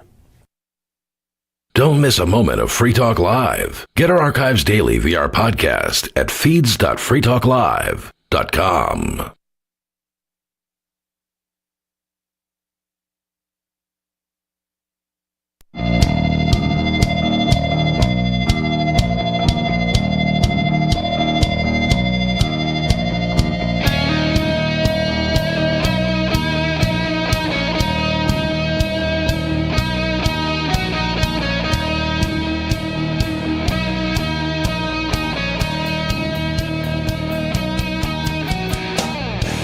It's Free Talk Live, talk radio that you control, and 603-283-6160 is the phone number. That's 603-283-6160. That's the phone number you can call to get in on the conversation with us. With you on Free Talk Live tonight, you've got me, Bonnie. Mr. Penguin. And Mark Edge, remotely. And we never started talking about this privacy issue, this article from Reason.com. Flock safety, flock cameras, flock safety, whatever they want to call themselves. The cameras that are, all over the country nowadays watching you and helping cops. Why are you so critical, Bonnie? Don't you want safety? No. Not from these people. Yeah, the safety at the price of liberty is what's the quote? Was it Franklin, was it? Something People about who want safety over liberty deserve neither. Yeah, something like that. Yeah. I said noth, as in I mixed up neither and both. Wow, that was pretty crazy. Flock Safety's new privacy rules do little to ease concerns over ALPR surveillance. So ALPR, I forget what it stands for, but that's the automatic license plate reader recognition system, I think. So it says the company's attempts to protect Americans' privacy will do nothing to protect innocent people from warrantless mass surveillance, says an Institute for Justice attorney. Amid mounting public backlash, Flock Safety, the largest provider of automatic license plate readers in the United States, released a statement on Thursday touting new policies, quote, strengthening privacy, accountability, and security, unquote.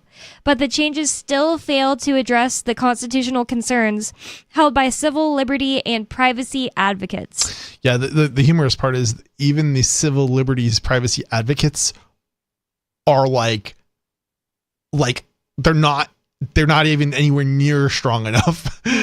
We'll keep going with the article. Is this one Constitution guy advocates. is just they're like they want to do something to solve the problem, but it's like it's only like it does a little bit, like it doesn't even really solve the problem. It's like that's nowhere near enough. But keep going. We haven't even gotten to that part of the story.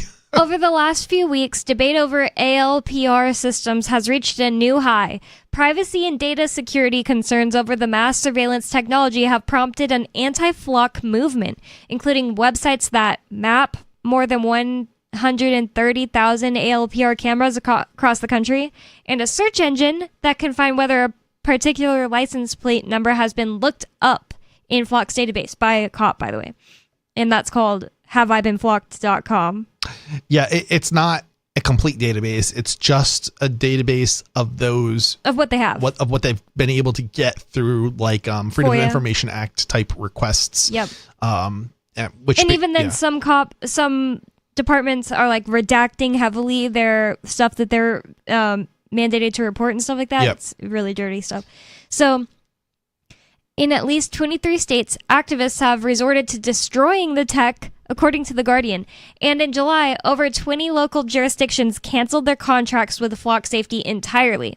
Adding fuel to the anti-flock fire, Reports began streaming in on the growing number of police misusing ALPR data, including conducting wrongful stops at gunpoint and using the data for purposes unrelated to law enforcement, such as stalking romantic interests, which has been happening ways before Flock existed. The people have to understand is the error rates, and it's not when a cop is alerted to somebody saying having a warrant, right, and they're some sort of dangerous felon, and they go and they pull their guns on this person. That is just, they're making the assumption that the license plate matches, the data in their system, and that is correct, and that's often not the case. And even it's really bad because you could have a error rate where you're actually putting more people in jeopardy, in harm's way, than you are catching actual people who are, justifiably, wanted for some sort of violent crime.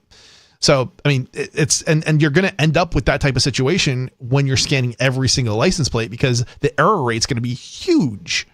Or they also call it the false positive rate, basically. Yeah, but this is a little different. This is like they're just straight up using their data to stalk romantic interests. Right. But that's what I'm saying is there's like two entirely separate issues here of why people should be opposed to this. It's not simply, that, a handful of, cops are misusing the system. It's that the majority of the problems stem from the fact that the cops are using the system correctly, and they're putting people's lives into danger by, pulling out guns on people who are think are violent offenders of some kind, but in reality they're not. It's just because the license plate either came up incorrect in their system. For example, the system doesn't detect like O's and zero correctly, and so you end up with people who they think it's a license plate of somebody who it's not, and so they're pulling over families and people with babies, and they're doing it at gunpoint. Normally cops don't come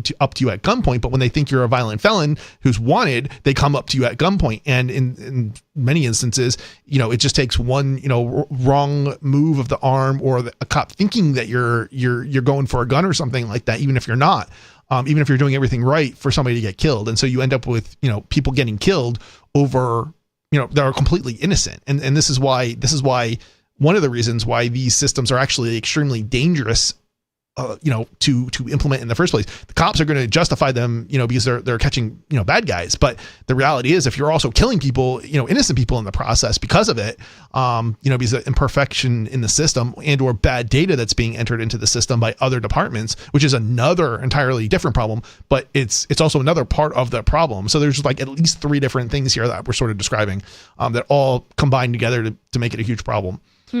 Says the Institute for Justice, a nonprofit law firm that fights for strong Fourth Amendment rights, has tracked over 100 incidents of ALPR abuse so far, and it's going to be way bigger if we're also just counting like mistakes, like you're pointing out. And that's just what they're tracking. That's not all of the abuse. It's that just they found out about. What they know about. It's what they're able to find.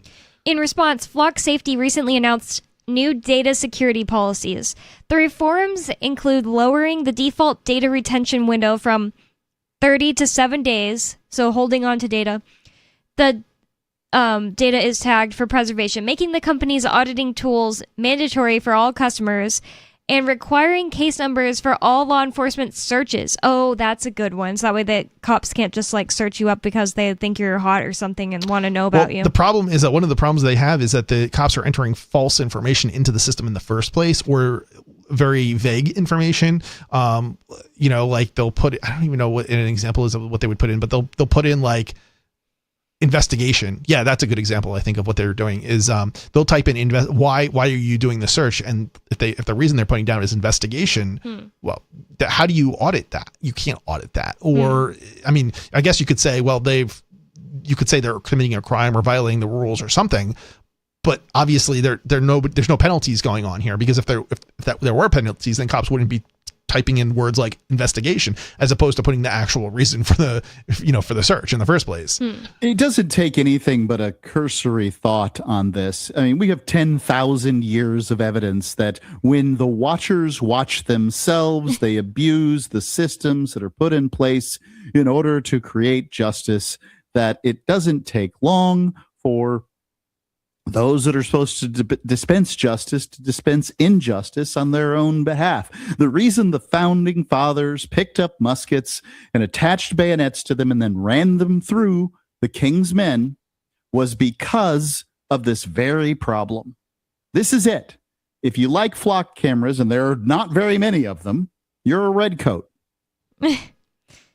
Yeah, I mean, we have another problem too today, and that's when the British ruled, and somebody went to trial, the chances of them being convicted were 1 in 10. Today, it's not 1 in 10; it's 9 in 10. And it's more than that. If you get arrested, yeah, you're right. But Mark, the point that I'm trying to make a point here. The point that I'm making is that we've been brainwashed into thinking the police are good, the government is good, and it's not. It's the opposite of good. It's evil.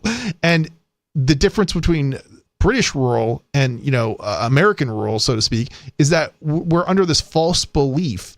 We've been brainwashed into thinking, that because we're in power, so to speak, that things, only.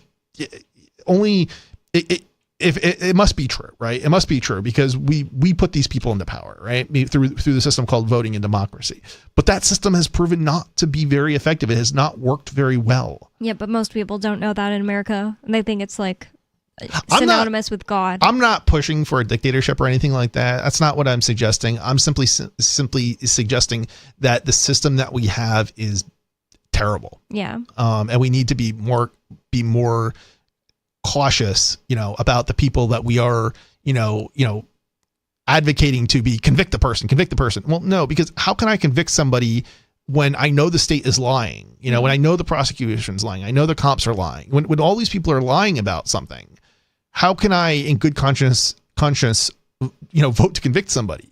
They might be guilty, but it doesn't matter because they're just as, we have no idea. We have no way of knowing if they're guilty, right? And so you're just as likely to convict, maybe even more likely to convict an innocent person as a consequence because you never know because the cops are so. And they really rely on the fact that like most people won't have to interact with the court system themselves, right? It is. So they have no idea that going to court isn't like a fact-finding mission. It's not. No, it's a lying and putting on a show competition. It's a lot of lying and scheming is what it comes down to. It's a lot of playing games. And this is both the defense lawyers and the prosecution. It's both sides. Mm-hmm. And I don't know if you can blame the defense lawyers in the sense that there's not enough safeguards in the system itself. When prosecutors do things that they shouldn't, they should be dismissed, but they have immunity and you basically can't do anything to a prosecutor. And I think that's part of the problem. That's a mistake. We need to hold prosecutors and judges accountable for, when they make bad calls, basically. Well, we do have a caller. Well, when you gamble, the house has the chance of losing as much money as the gambler, right? Now, we all know that the gaming systems are set up so that the house wins more often than the gambler. But if I bet on the roulette wheel, red or black, and according to Wesley Snipes, I should always bet on black. If I bet on black and it comes up black, I win double my money back. But when the prosecutor loses a court case, he goes home. When the defendant loses a court case, he goes to prison. This is not a fair system. Well, I think we should go see what the caller has on his mind. Unscreened caller, you're on Free Talk Live. What's on your mind? You know how you fight an invasion of privacy? How? With more invasion of privacy. Skeeter, you know what you're mad about the court system? Skeeter doesn't believe in privacy. About the court system? What's wrong with the court system? It's totally inefficient. All the corruption you talk about is from privacy. It's not because of it. It's not because of transparency. You're right. The government shouldn't have any privacy. There's a difference between individuals and government, right? You need transparency in government. You don't want that in personal matters of like individual at an individual level. what's the reason for suppressing Because information in humans the private created. sector? I'll give you a reason right off the bat. What if employers don't want to hire somebody with diabetes because it'll drive up their insurance rates? And should all my records just be wide open, Skeeter? Yeah, that sounds like increasing productivity, doesn't it? It sounds insane. When you that so you want to conceal, so you want employees to be able to conceal their health records in order to pass on the expensive cost of their health care to their employers? Who is under this system? I want to not hired because of some health issue. You know what?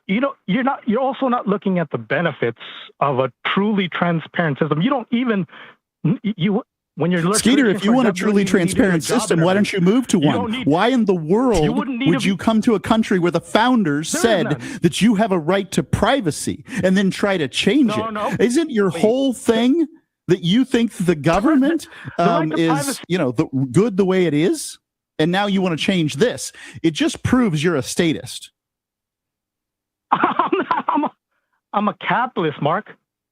Everything is decided by the market. What capital do you have? What factory have you opened? What factory have you opened? You just got rich off Bitcoin. I didn't claim to be a capitalist. Roger Ver gave you some Bitcoin. Oh my God. Do you want to move on to a new caller? Yeah, definitely. He is just so hard to listen to. Like, right. I haven't had to deal with him in a long time. He doesn't like to call when I'm on anymore, which is great. All right, bye, Skeeter. I like having conversations with people who disagree with me, but you got to have a conversation. You can't just laugh and We have someone else on the phone.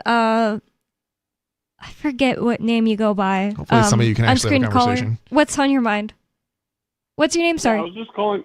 It's Matthew. It's kind of weird because I think a lot of people are freaking out about Flock, but I think Flock is a red herring because, like, the government already knows where you are because they track your cell phones, they track your wearables, like, they know where you are, and like people get bent out of shape because they're like, oh, they're reading your license plate. So it's like Google, cell phone companies, they all track you.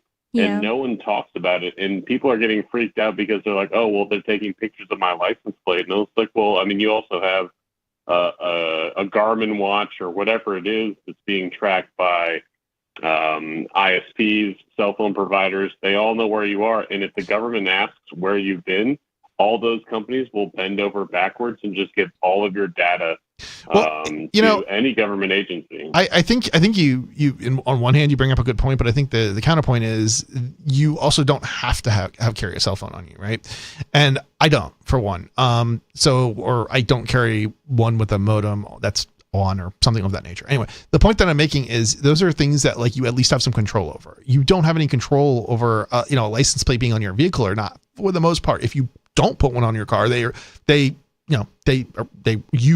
gunpoint will arrest you and throw you in a cage, right? Or use some other some other coercion. You can go in someone else's car. You can take an Uber.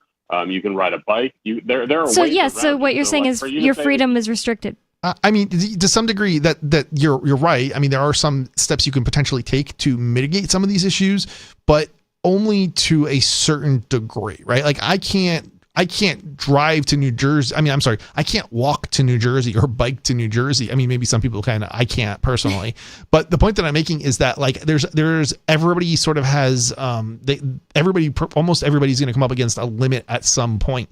Now, I certainly don't disagree that if things are, if it's a one-time thing, or you could probably build up to a point where you could do it, right? I know people who have biked up from Florida to New Hampshire, right? Don't get me wrong, with very little money and managed to do it. But there's always that sort of that circumstance there, right?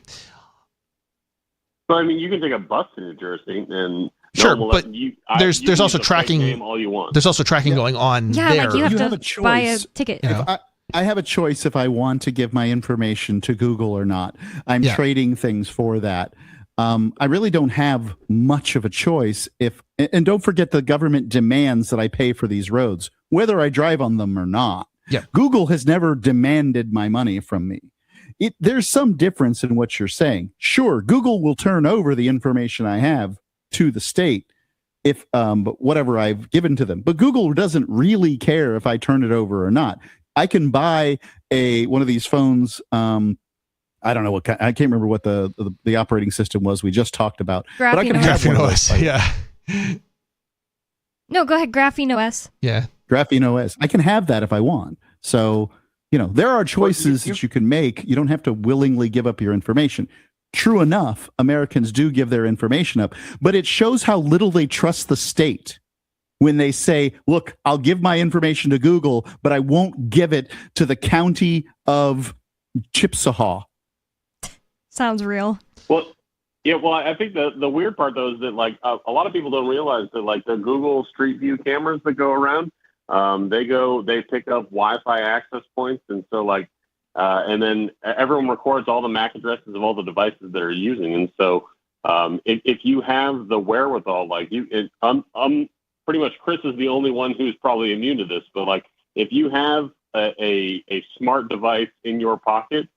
You are being tracked everywhere you go, and even if you even if it's not the police that are taking that data, they can always use parallel construction, and just by knowing the answer, they'll figure out a way to legally get the information they need to pin you down for a made-up crime. I mean, this is. I think what you're saying is in a large part. It's correct. It's not like incorrect. And the question is, I think more or less, we need to deal with not just one issue, not just Flock. Yeah. Flock is just the issue that people are getting upset over. I'm actually glad that so many people are upset about Flock because of what he's saying. Because every time people talk about, I heard this story where they found out that person had just drove past my house. I think somebody brought it up on the show yesterday. They found out somebody had just drove past their house because Flock cameras caught it.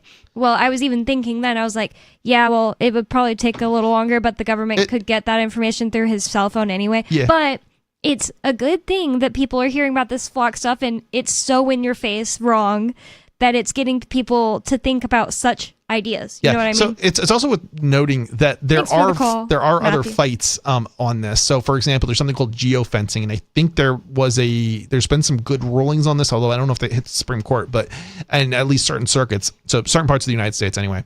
The law of the land, I believe, is that geofence warrants are basically illegal. So a prosecutor not a prosecutor, I guess it would be like a cop can't just go and request all of the people who were, all the cell phone records of all the people that were in a given area during a certain period of time. That's an illegal search, right? So this is, it's not, yes, while there's certainly truth to the government has done these things, it is also, those things are also being objected to and fought, and in some instances at least. And two wrongs don't make it right. It's not like, Flock is fine because. I'm not sure that that's what Matthew was trying to say. Maybe I should have kept it on. Maybe not. Well, but it does really sound kind of like what he was saying though.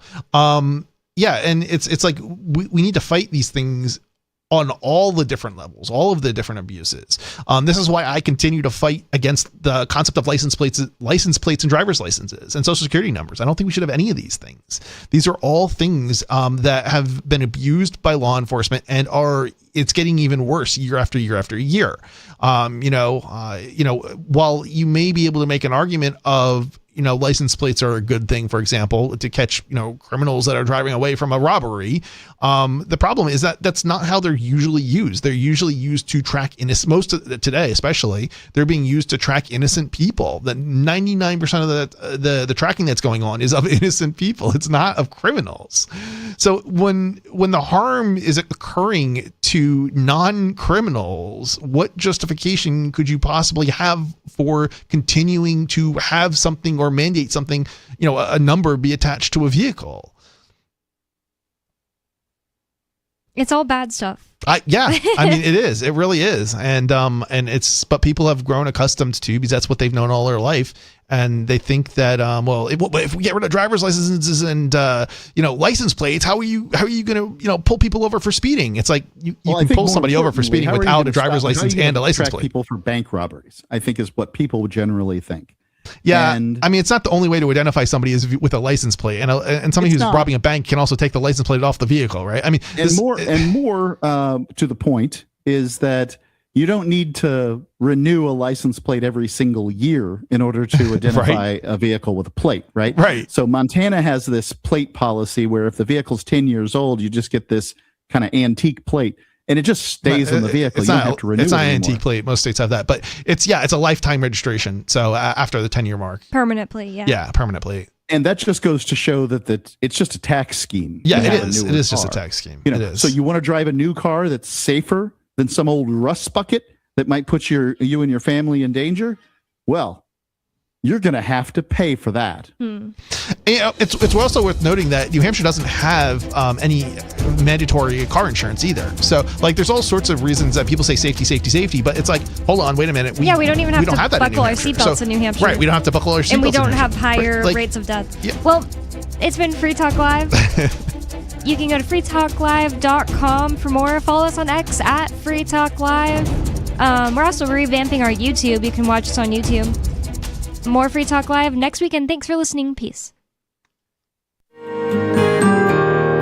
So the protection of life, liberty, and property is what the Free State Project is all about. But it's an effort to move 20,000 people who understand. It's about demonstrating to the entire country that, yeah, we can have a free market, a truly free market. Making it just a freer, great place to live. It's the world's largest voluntarist libertarian community, and it's only getting bigger. That's amazing, to be able to move to a place where other people passionately believe in being free and independent. What the Free State Project is managing to do, though, is to put their money where their mouth is. It's physically getting up across the country and saying, let's go someplace and let's demonstrate the power of these ideas. There's a lot of kind of philosophy that surrounds liberty. There's a lot of thinking about it and talking about it. But here in New Hampshire, people are doing it. 101 Reasons Liberty Lives in New Hampshire, a documentary by Free State Project Early Movers. Watch it free at 101reasonsfilm.com. 101reasonsfilm.com. Are you tired of your taxes funding endless occupations around the world? Antiwar.com is run by people who understand that wars abroad become wars at home, wars on our freedoms.